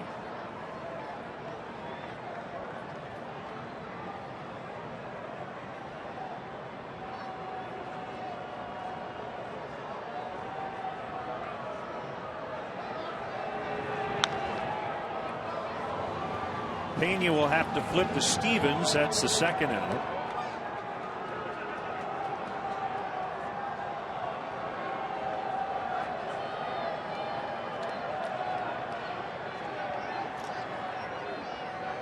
Bring up Jerry Sands.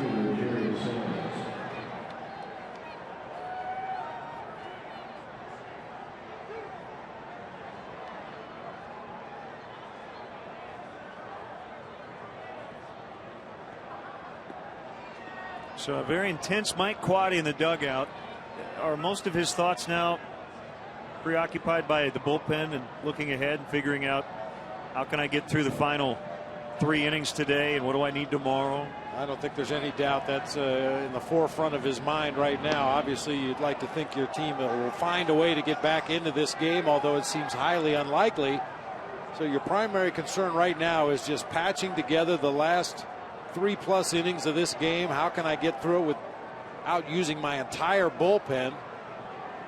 And possibly even thoughts about reinforcement help from the minor leagues. If you feel Jeff Stevens is going to be unavailable for a lengthy amount of time, it may be time to make some kind of a roster move. But absolutely, his first concern right now is finding enough pitching to get through the rest of this game. This has almost been like a start for Jeff Stevens. Pitch count at 80.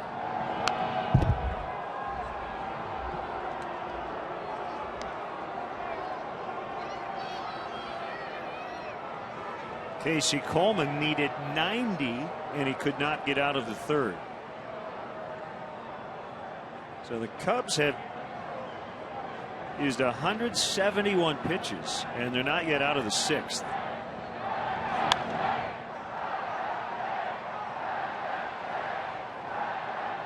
Chad Billingsley's thrown less than half over 5 innings.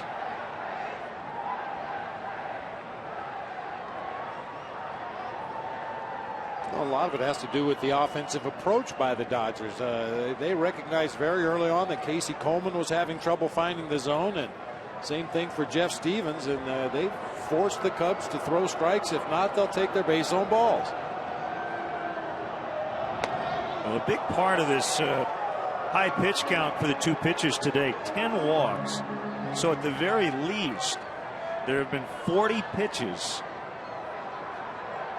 and 10 at bats that have not been put in play.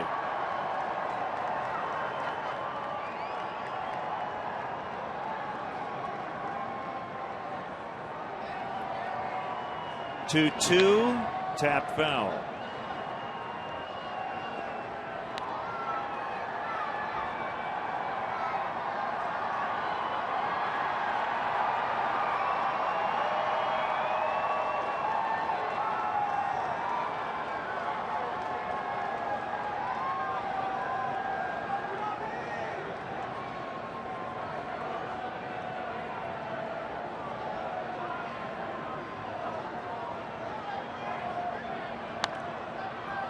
Another foul ball. This one in the upper deck. Actually hit the facing of the roof and bounced back into the main grandstand. Still 2-2.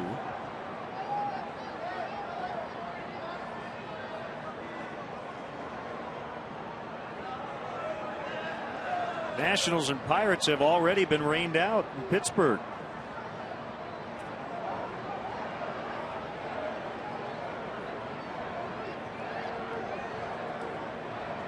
Game wasn't scheduled to start until about 6 o'clock Chicago time. 3-2. Pirates just got swept in Florida.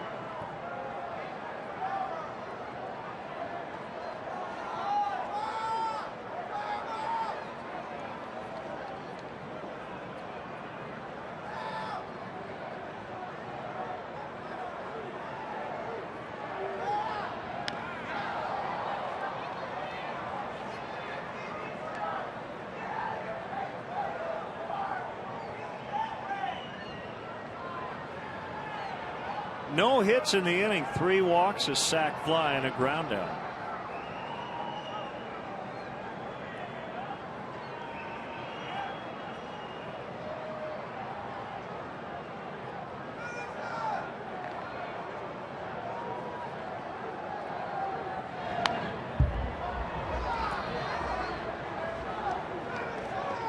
Sands putting up a good battle here, fouling off a number of pitches that aren't really close to the strike zone in the 2-strike count, just able to stay alive. And this is a kind of a half inning where your defense really starts to rock back on their heels.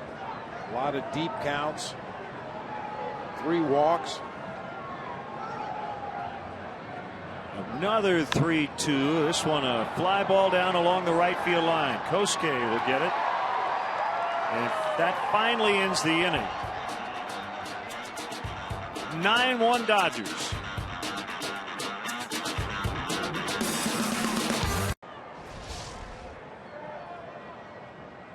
Start them early. What do you do with a opponent baseball in Wrigley Field? Throw it back. Oh, no. There you go. All right. Aramis Ramirez, it's a rainbow into center. Caught by Kemp. Hey fans, we invite you to follow the Chicago Cubs with the MLB.com at Bat 11 app for your iPhone, iPad, Android, or BlackBerry. Get live audio, pitch-by-pitch tracking, video highlights, and more. Text at BAT to 31826 or visit Cubs.com for details.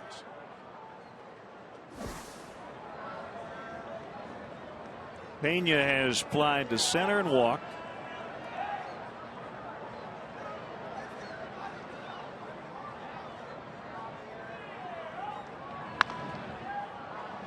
Ground ball into the shift as the shortstop On the other side of second base, Jamie Carroll throws him out. Center fielder Marlon Byrd.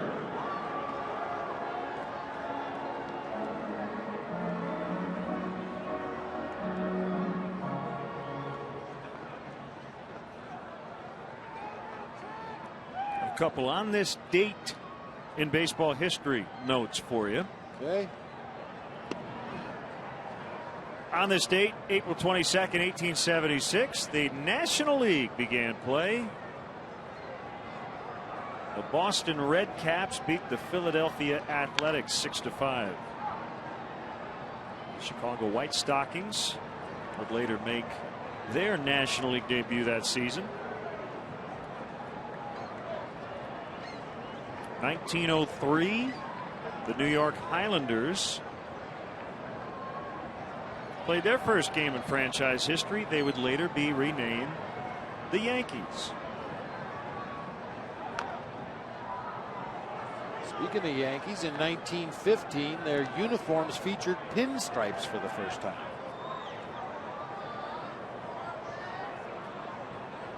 Before that, they had polka dots.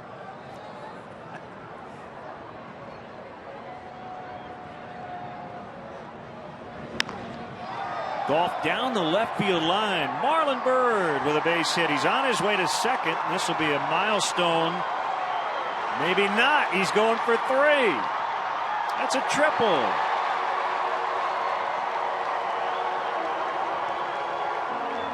Would have been his 200th career double. And he kept on going. Well, he's got plenty of time to hit another double this year. Boy, really had to drop the bat head on that low pitch down into the left field corner. Had to jump over his own bat as he ran down that first base line. And Jerry Sands, with his first action in left field here at Wrigley, had some problems down there in the corner, and Marlon just chugs on into third base with a triple. His first of the year. And it's Soriano who's grounded out twice.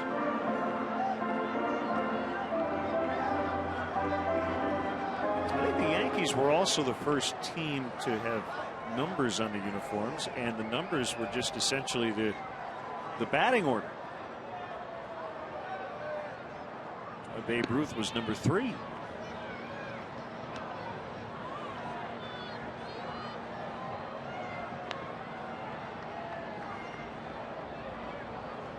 Well, if that were the case today, you'd have a lot of guys in the Cubs order who'd have a different uniform number every game.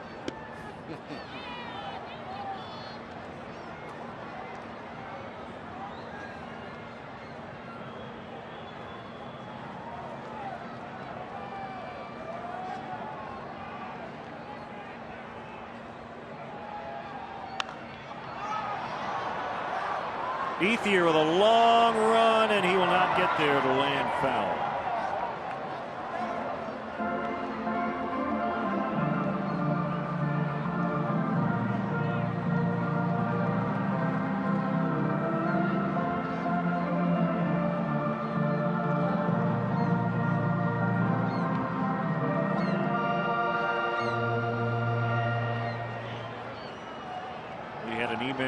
Ask us if Mike Quade might consider using a position player to pitch later in this ball game. You know, I have not asked Mike who his designated pitcher would be. Swing and a miss. Soriano strikes out with a runner at third. 9-1 as we go to the 7th.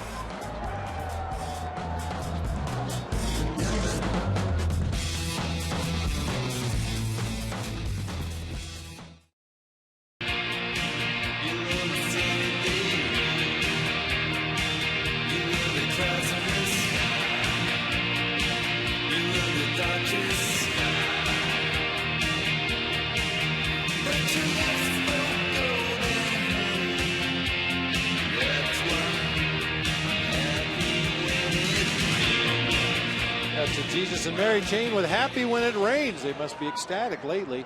That's our Bud Fan Cam. Great times are waiting. Grab some buds. Changes for the Cubs, most notably John Graybo now on the mound.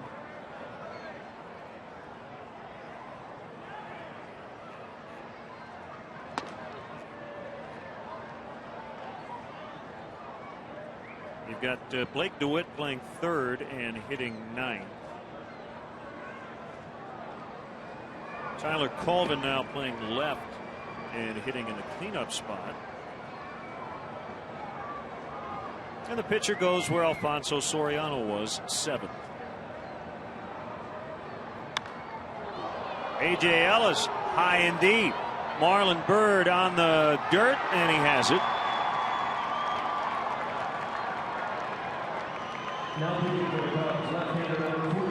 Hey fans, don't miss your opportunity to get the Best Buy pack here at Wrigley Field. 4 tickets, 4 drinks, 4 hot dogs, starting at just $80 for the Central Division matchups against the Reds and Cardinals, as well as a series with the World Series champion Giants. For more details and to purchase your Best Buy pack, visit Cubs.com/Best Buy pack.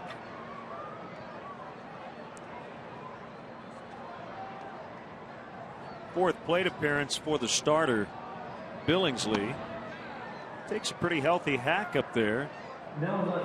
Just got a piece of it. 1 ball, 1 strike. Well, I don't know about you. I'm really curious to see Ted Lilly against Ryan Dempster tomorrow.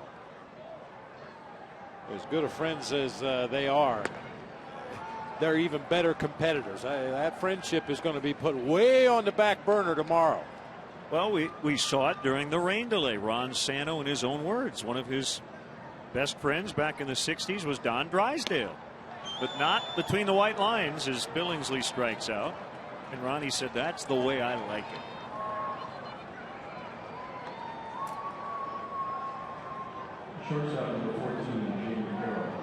A reminder, we'll be recording our new Len and Bob's Weekly podcast after the game today. And it'll be up on WGNTV.com shortly.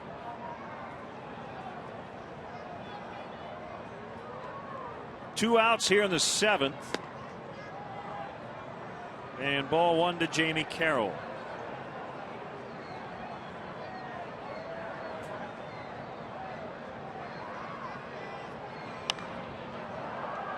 Popped into short left.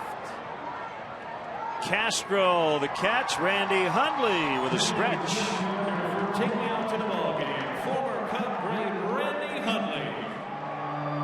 Hey, I need some.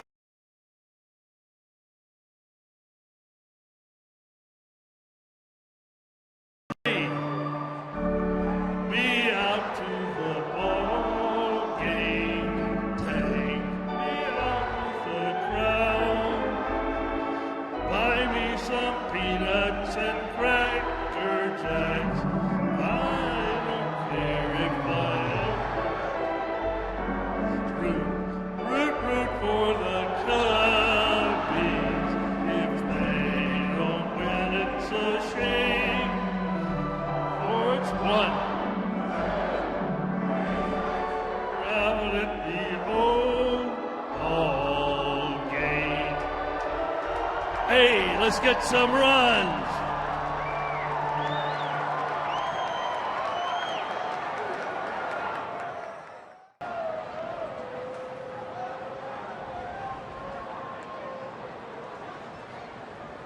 Bottom of the 7th, 9-1 Dodgers over the Cubs. Always a pleasure to have with us the Iron Man behind the plate, Randy Hundley.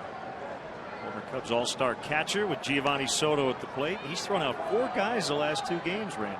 Yes, he's really throwing well, and I'm glad to see that for him because that's always a tough job. If you don't think so, you just ask a pal over here about it too. 2-1 pitch into right, and it'll be Andre Ethier to make the catch. We're going to go down memory lane here. Look at that guy. Wow. Boy, that fellow was young then, wasn't he? Good-looking young man. See me tagging him on the. Yeah.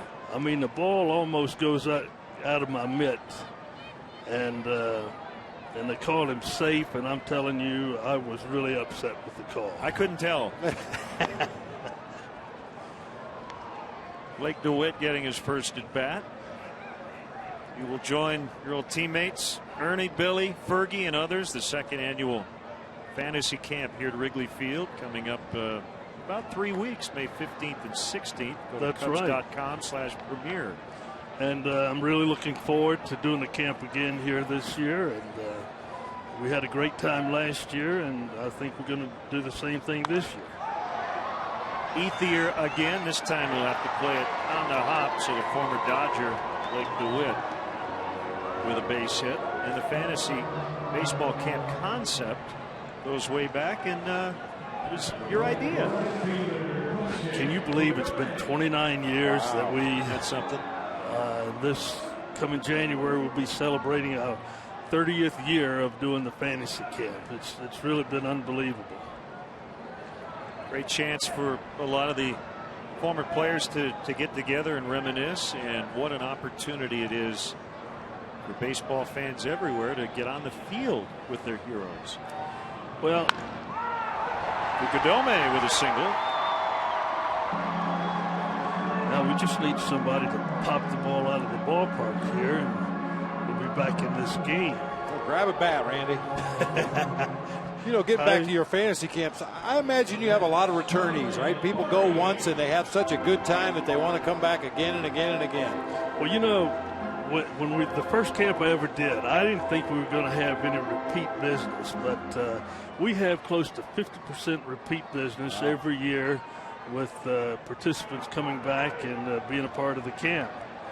And we absolutely love it and have a good time with it. Ball one to Darwin Barney. Speaking of which, I was with your son for a little bit during spring training, and first of all, he's just really a nice guy. I really enjoyed being with him, and secondly, he is a lot bigger than you are. Oh, yeah, he is. He was a big kid, I'm telling you. I didn't want to say anything cross to him because I was going to have to get in a scuffle.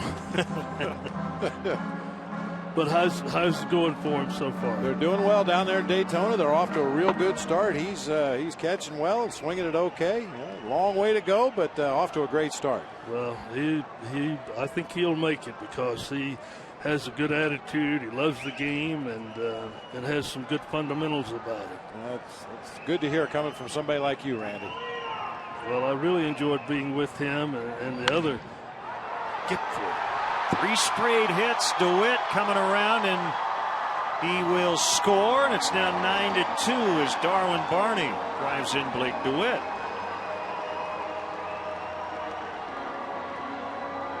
We need to keep this rally going a little bit here because they scored 6 runs in that one inning, in the third inning, and we need to get some of those runs back. It's the best stretch they've had here against the starter Billingsley. You saw Kenley Jansen getting loose in the Dodger pen. Now Castro is. Rick Honeycutt will head out to the mound and stall for time. Randy, we replayed Ron Santo in his own words before the game, and we've been reminiscing since the season started. When you think about your former teammate, what's the first thing that pops into your mind? Well, one of the first things is that I used to rag on him like you can't believe. You weren't the only one, but yes. But I mean, guys used to come to me and say, "Won't you say this to Santa? Won't you say that?" Why don't you say it to him? I wanted them to be able to be a part of getting on him like I did. And I tell you what, when I see pictures of him around here, I really miss him, and we're going to miss him. And it was very upsetting to see how quickly he went this winter, because I was going to go out and visit him the night I was going out the next day, and I get a call that he's not doing well. So it was interesting. He didn't like a lot of people to know when he was struggling and dealing with a lot of other health complications. No, he didn't. He wanted to keep it a secret, and I can understand that, and he kept it between him and his family, and I can certainly understand and appreciate that. But I sure miss him, and I know a lot of people around here miss him not doing the games. 1-1 to Starlin Castro. Well, we would say that, you know, Ron would have like a heart procedure that for a lot of people would be the biggest thing of their lives. I mean, it'd be very scary.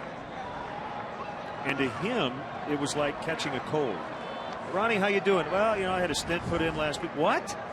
And to him, I mean, he dealt with so much that I wouldn't say it wasn't a big deal, but he just battled through so many things. But let me tell you something else.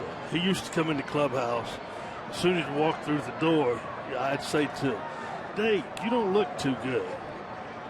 I said, "Yeah, you look," and he'd go right to the mirror and start feeling himself, and he'd start saying, "I don't feel good either." Safe at first. Tried to get the out there. That'll be an infield hit, and all of a sudden the Cubs have strung together 4 consecutive singles. That was good to see. That was good hustle for him to make it to first base. Yeah, the key was there getting Billingsley to go after the baseball. Yep. That made him late getting back to the bag at first after Loney came up with the play. And boy, that head first slide into first always scares the living daylights out of me. That's going to be it for Billingsley. Cubs chase him with 4 straight hits. The bases are loaded. They're down 7, but a big hit away from getting back into this game.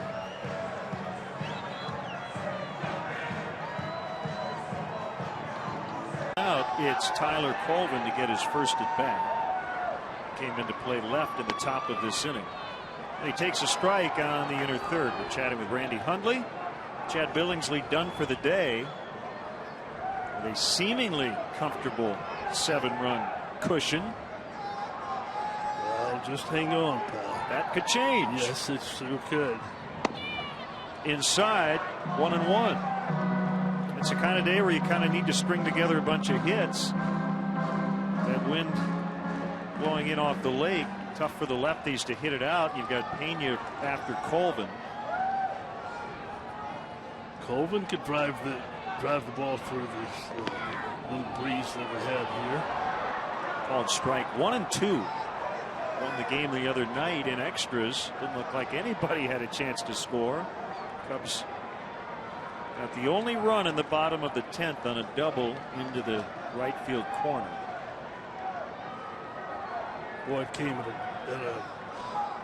a very timely hit, wasn't it? It sure was. Swing and a miss. He struck him out. Randy, I want to ask you, best catcher all around you ever saw? Was it Johnny Bench? Yes. He could do it all. Johnny Offense, Bench defense. Could catch, throw, and was one of the top hitters of any position you put on the field. And he was an outstanding player.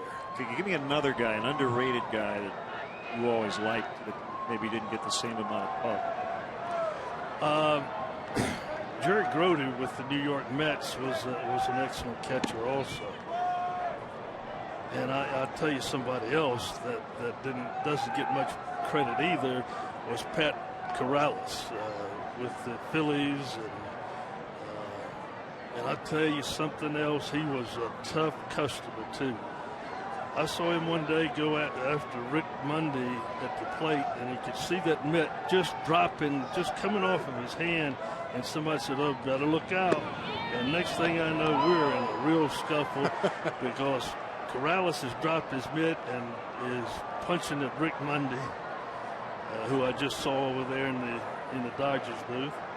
But looks like somebody threw some food out for the birds, huh?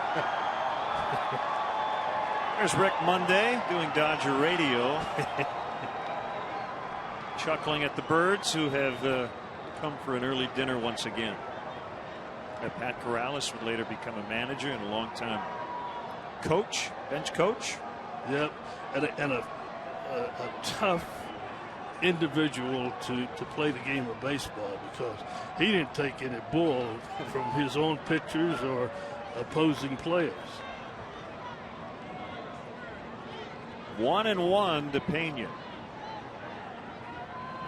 Were you in San Francisco when we had that game with a bunt play? Line, and it's going to be called to end the inning. Look at the details on that bunt play and see if Bob remembers it. Randy, always a pleasure. Great to see you. Thanks for stopping by. Nice seeing you guys. 4 consecutive singles, could only get 1 run.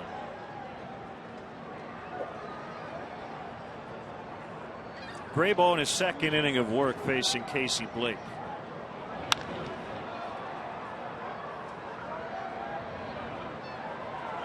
Kosuke puts it away. Blake retired. Hey, fans want to see a Cubs game from the front row at Wrigley Field? Now you can. Visit Cubs.com and click on the CBOE front row seats auction to bid on tickets in the front row behind home plate and along the first base line. Front row seats will be auctioned off to every game all season long, so don't miss your chance. Go to Cubs.com and check out the CBOE front row seats auction today. Well, it's just amazing how many birds we've seen on the field and just in the ballpark in general here early this season.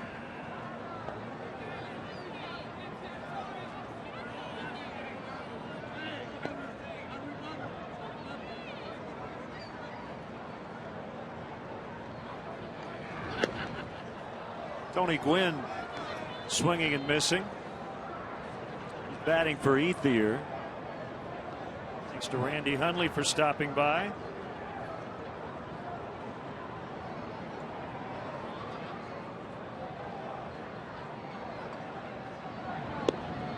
And he struck him out on a slider. And just in case you were wondering, Randy Hundley brought up a story asking me about it. It was before my playing days, but apparently it was a game that they had with the Giants. There were some beanballs thrown and some fights instigated while the ball was in play. Ball was rolling out to the left center field wall. Everybody was running toward home plate to get involved in the scuffle, and fortunately I wasn't involved in that one. Randy made his debut as a Giant back in the 60s. Deep drive out into left center for Matt Kemp, and that'll one-hop the wall. Kemp will end up at second base, his first hit of the day, a double.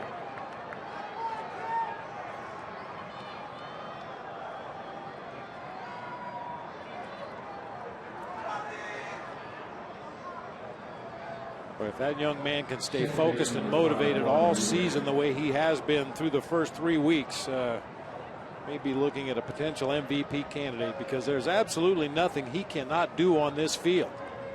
In the past, his mind would wander defensively in center field. He would get picked off bases. He'd forget how many outs there were in the inning, but by all accounts is a different animal this year.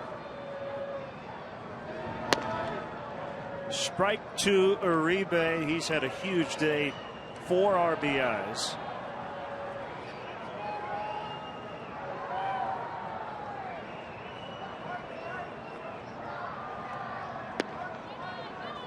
And our BMW Ultimate Drive, the Juan Uribe 2-run homer in the 4th inning on Jeff Stevens.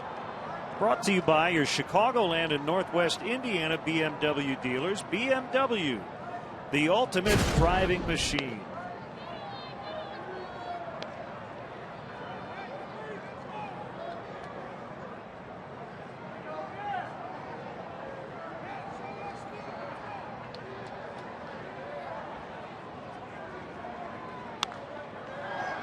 Foul pop back to the seats. I think we're going to get a bird in the booth here in a minute. I think you're right. They must smell that pizza from earlier.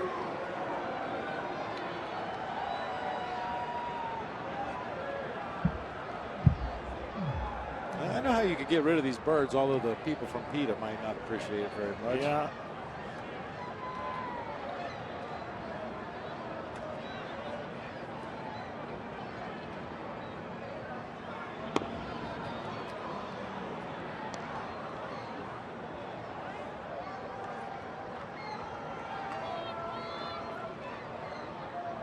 Getting ever bolder as they buzz the booth here.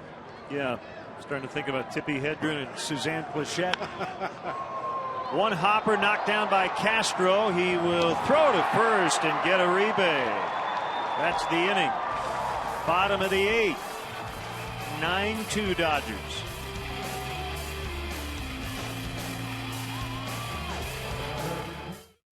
Have been a very patient club today.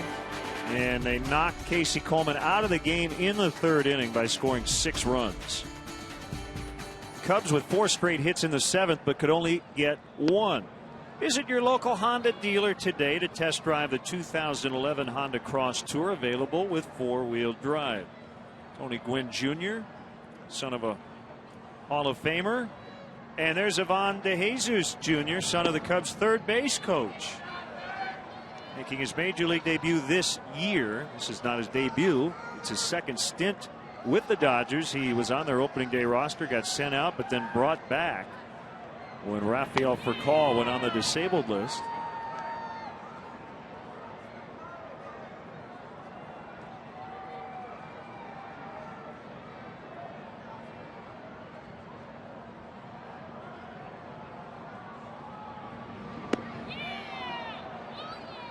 Two now on Marlon Byrd. Ivan Jr., solid minor league career through 6 seasons, a .295 batting average. Didn't hit for a lot of power, but ran pretty well, stole some bases. It was good defense. Well, we've seen it occasionally. Chris Spire, former Cubs coach, would occasionally watch his son, Justin, pitch for the other team. Marlon Byrd strikes out. But we are thrilled for Ivan, who has kept us up to date on Junior throughout the years in the minor leagues. Now we can simply watch him. We don't have to get the updates from his dad. He might have made it to the big league sooner than he did. Didn't he suffer a broken ankle? Was Yeah, having a really good minor league season and suffered a broken ankle. And I think a lot of people felt like that delayed his major league debut considerably. Reed Johnson batting for Graybo. Might see Reed in the lineup tomorrow against Ted Lilly. Johnson was with the Dodgers last season, and he's 5 for his last 6. Hit a game-ending home run in the opener of that doubleheader on Wednesday.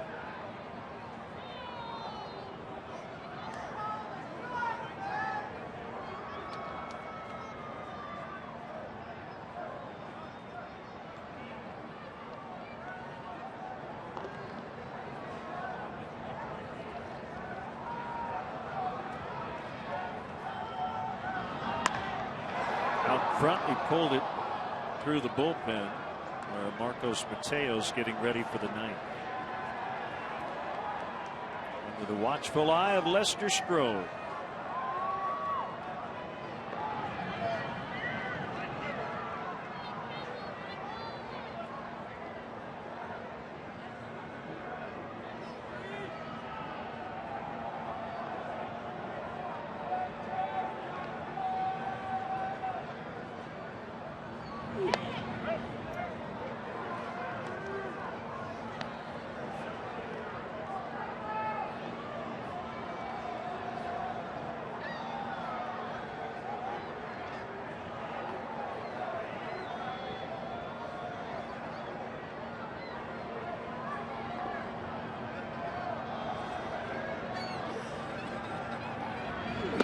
Swing and a miss for out number 2. Coy Hill will now hit for Soto.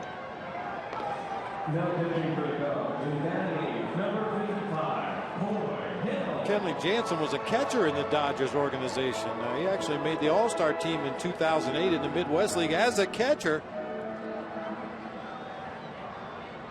Quick check of his offensive numbers here. 6-year minor league .229 hitter. That'll send you to the mound. Got a really live arm. Throws his fastball in the low to mid 90s. Complements it with a sharp slider.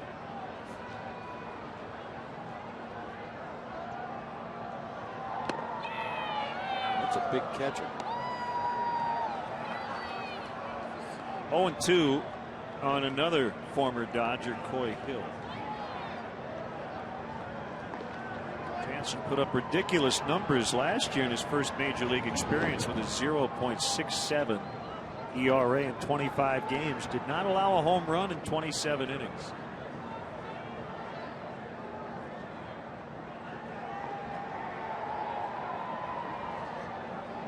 He's given up 3 this year, just over 9 innings, just missed.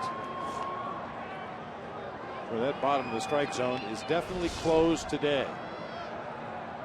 There's been at least a dozen pitches for both sides right down there at the bottom of the strike zone that pitchers are just not getting the call.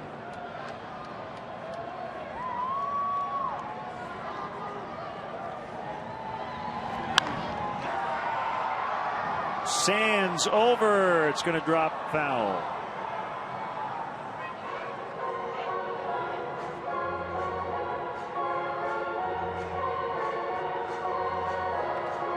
This may be Jerry Sands' first game in left field here at Wrigley, but even he understands the importance of shying away from a brick wall. Looked like he was preparing to make a headlong dive after that foul ball and then realized where he was and pulled up short.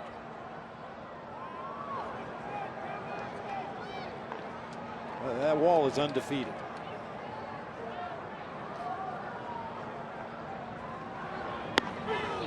That time he got him. Jansen strikes out the side to the 9th, 9-2 LA.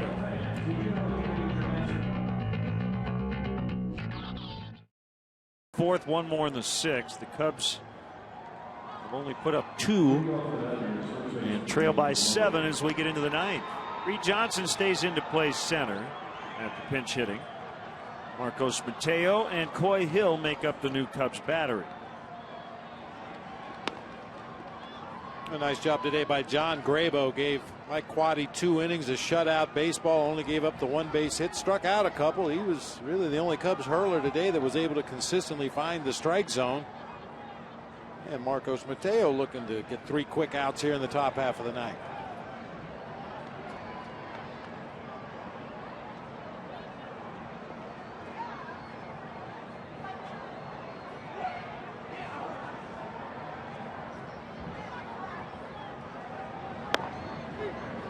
Called strike to Loney. By the way, Coy Hill came in the top of the 8th. It was not a pinch hit appearance as Loney shoots it over Darwin Barney and into right.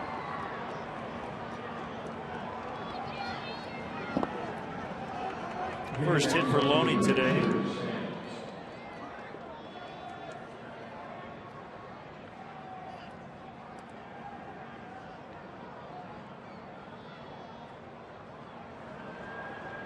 Lance Cormier, veteran right-hander, apparently will try to close it out. Kenley Jansen was impressive. Inning in 2/3, all the outs were strikeouts. Rather, 4 of the 5 outs were strikeouts.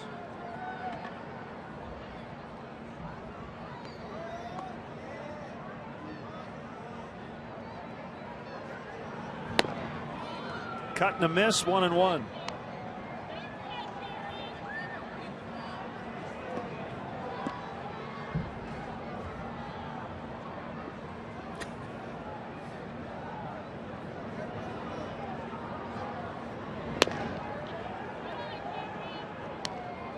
Two balls and a strike.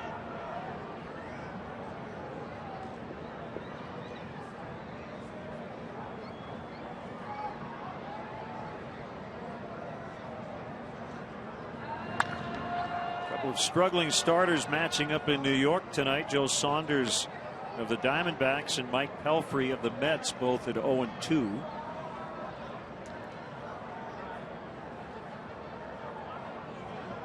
Rockies are in Florida. Yolis Chacin and Anibal Sanchez. The Marlins are 11-6. Just a half game back of the Phillies. Phillies won in San Diego last night. 3-0 as Roy Oswalt improved to 3-0. Matt Latos has now lost 8 consecutive decisions.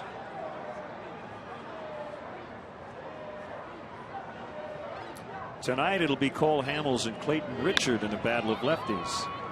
This will go 4-6 to 3. They turn the double play. 2 outs.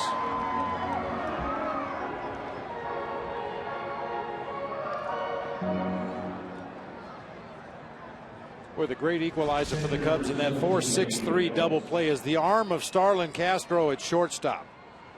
Kind of a slow developing play. It's always harder, I've said it a million times, to turn that double play from the second base position, but Starlin Castro makes up for any lost time with that strong throwing arm.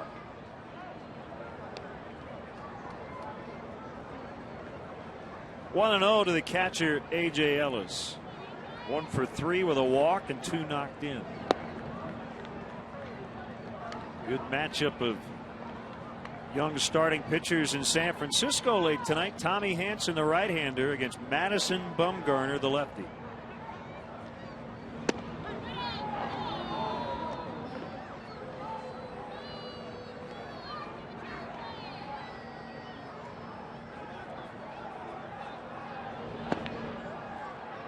Inside to make it 3-1.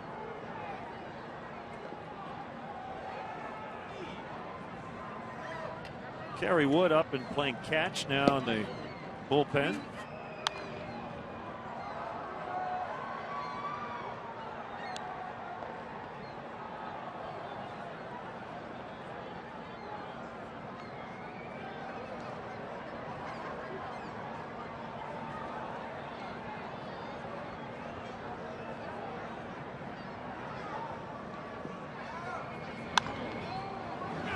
Opposite field base hit.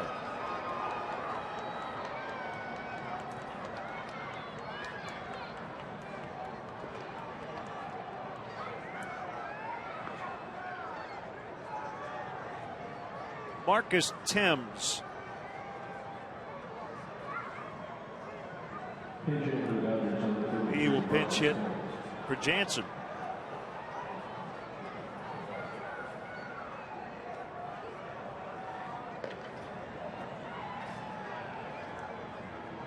One of the benefits of the Cubs playing all their Friday games during the day is we get to peruse the rest of the night schedule and maybe pick out a matchup or two. If I had to pick one pitching matchup I'd like to see tonight, it would be Boston and the Angels. John Lester and Dan Aaron. Aaron 4-0 with a 1.16. Lester with 3 consecutive quality starts. Dan Herron with 27 strikeouts and 2 walks, 31 innings.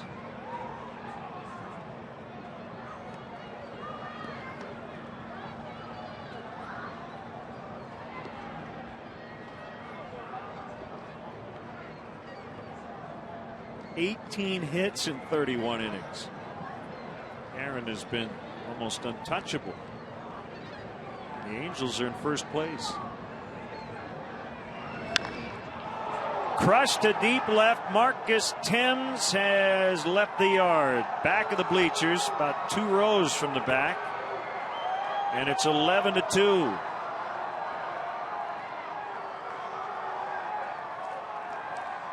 Season high 11 runs for the Dodgers. Marcus Thames has a 27th best home run per at bat ratio ever. 15.58. It's his second in 23 at bats this season. We got a lot of backspin on that ball. Went down and got it. No doubter. I'll tell you, I didn't think both teams combined would score 11 runs in this series, let alone have the Dodgers put an 11 spot on the board first game.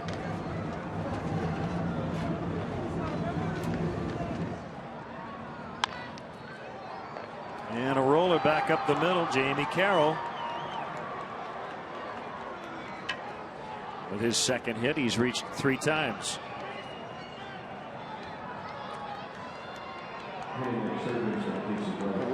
I believe there was 2 outs in the inning in Colorado when Marcus Mateo was on the mound. Got 2 quick outs, and then the wheels just absolutely came off. Couldn't get out of the inning. Had to be lifted for relief help.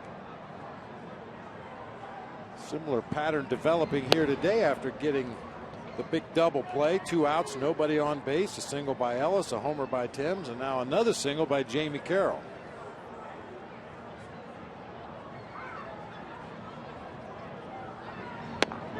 Previous high in runs for the Dodgers this year was 7. They are 1 hit off their season best of 13 and 12.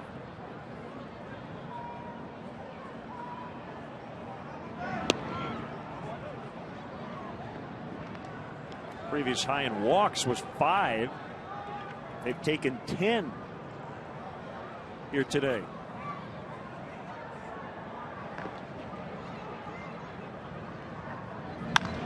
Casey Blake with a line shot base hit, smacked into right.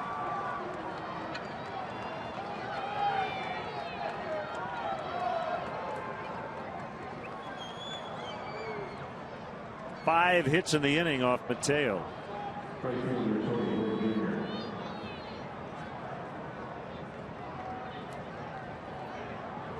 Well, Marcos Mateo is not the Cubs closer, but he does need to learn how to finish an inning. Making a lot of pitches right down the heart of the plate against a team that has suddenly awakened with the bats here today.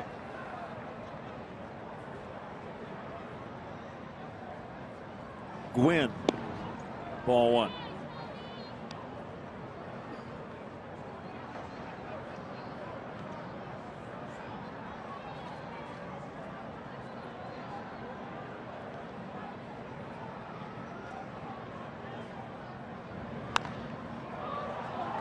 An early American League Rookie of the Year candidate, right-hander Michael Pineda of the Seattle Mariners will face Tyson Ross of the A's later tonight. Pineda 2-1 with a .233 to start the year for the Mariners.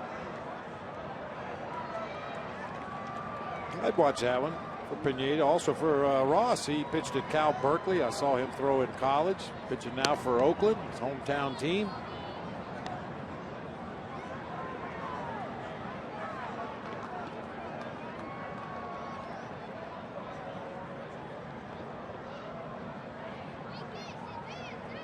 See, the baseball program will continue on at Berkeley.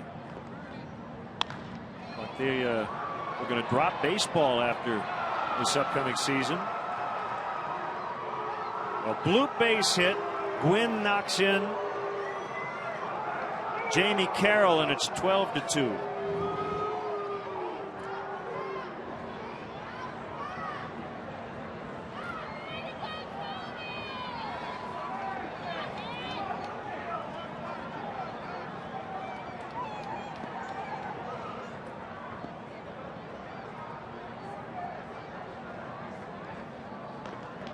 Mark Riggins out. Not really sure what he can say to Marcos Mateo, who's given up 5 consecutive hits. Stop giving up hits. He's always break it down as simply as possible. Cut to the chase.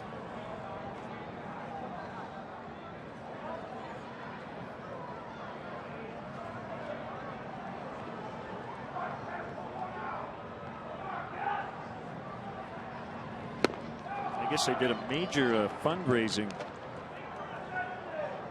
at Cal Berkeley and raised enough money to continue the baseball program. That's great news.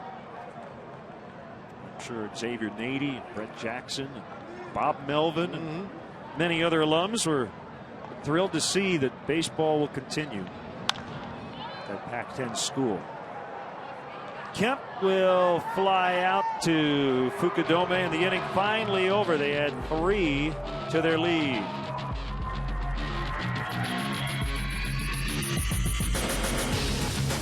Play of the game, this big knock by Juan Uribe back in the 3rd inning. Now, it only knocked in 1, but the Dodgers would go on and score 6 times in that inning, and then an inning later, a 2-run homer. All of a sudden, they were out to an 8-0 lead, and they have not looked back. Great times are waiting. Grab some buds. Uribe with a 4 RBI afternoon.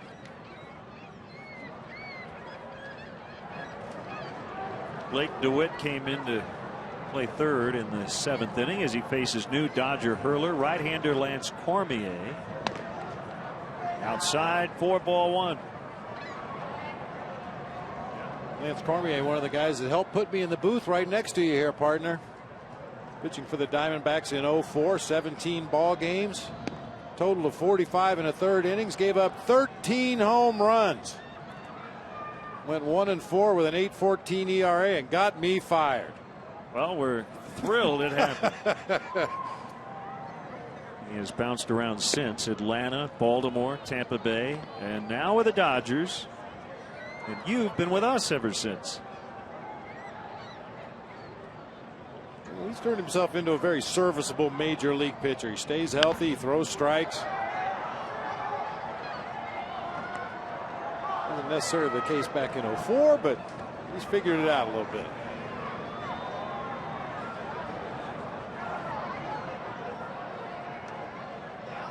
Two and two to the former Dodger DeWitt, who's 1 for 1 with a run scored.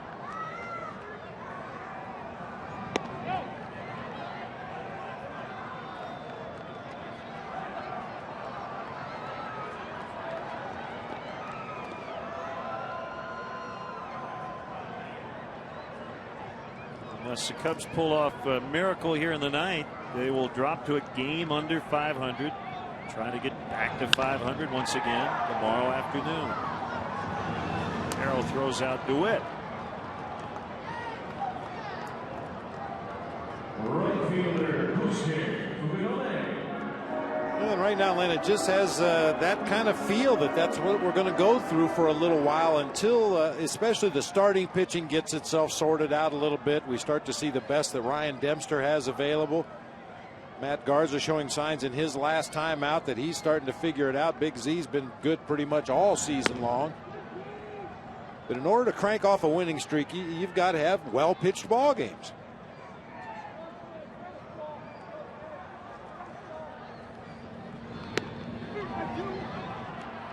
Oh, 2 on Kosuke.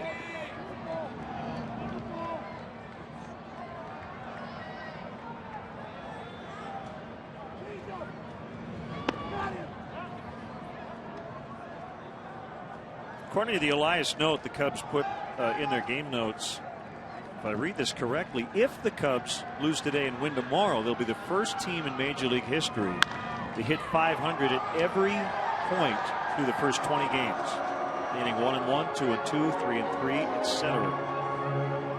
Kosuke with 3 consecutive singles. They're the third team ever to make consecutive stops at 500 through 9 and 9.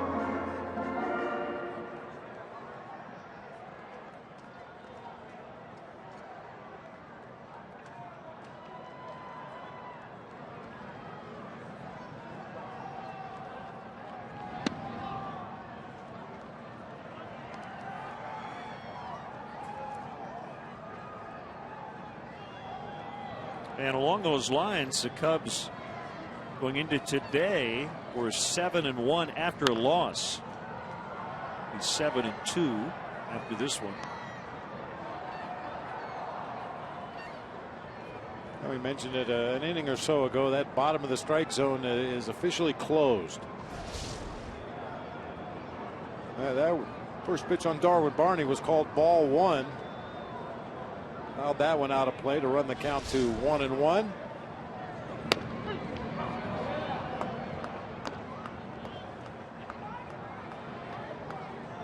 You know, I guess in the old argument is you hear it all the time. Well, at least he's consistent. I don't want consistent. I want the strike zone. Barney chased after it and is out. First base occupied. And if a pitcher went into his windup and threw the ball off the top of the backstop and the umpire called it a strike every time he did it, it doesn't help much that he's consistent with it.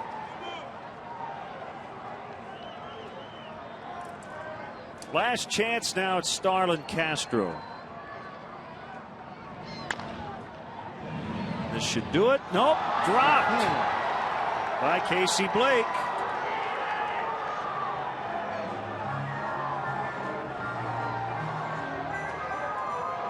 Flat out dropped it. Yeah, one of the more sure-handed infielders in the National League. That's an oddity. Very routine hopper hit right at him. Maybe just took his eye off the ball a little bit on that last bounce. Yeah, taking a peek at first base before he looked the ball all the way into the glove.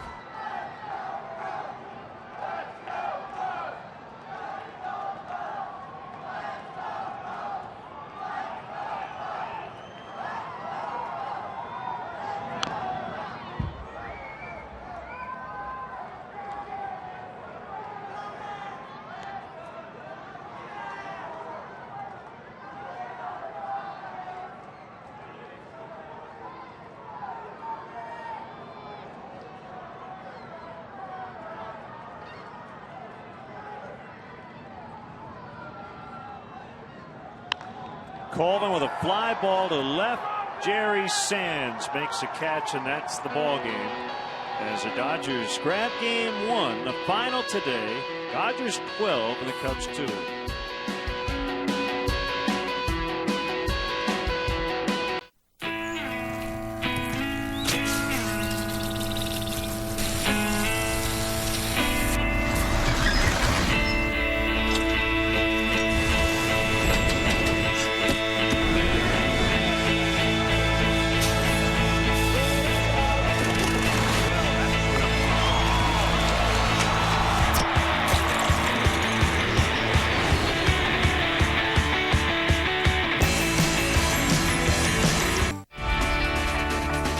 Chicago Cubs baseball brought to you by Budweiser. Great times are waiting. Grab some buds. Pepsi Max, the official soft drink of Major League Baseball. 0 calories, maximum Pepsi taste. And by the Illinois Lottery. How does $1,000 a week every week for the rest of your life sound? Then play Cash for Life instant games from the Illinois Lottery. The longer you live, the more you get. Our next WGN broadcast of Cubs baseball will be Tuesday when the Cubs take on the Colorado Rockies in the second game of a 3-game set. Broadcast time 7 Central. Once again, the final score today, the Dodgers 12 and the Cubs 2. Cubs baseball in high definition is brought to you by Xfinity, only from Comcast. Now for my partner Bob Brenly and our entire crew here at Wrigley Field, this is Len Casper saying so long. Enjoy your weekend.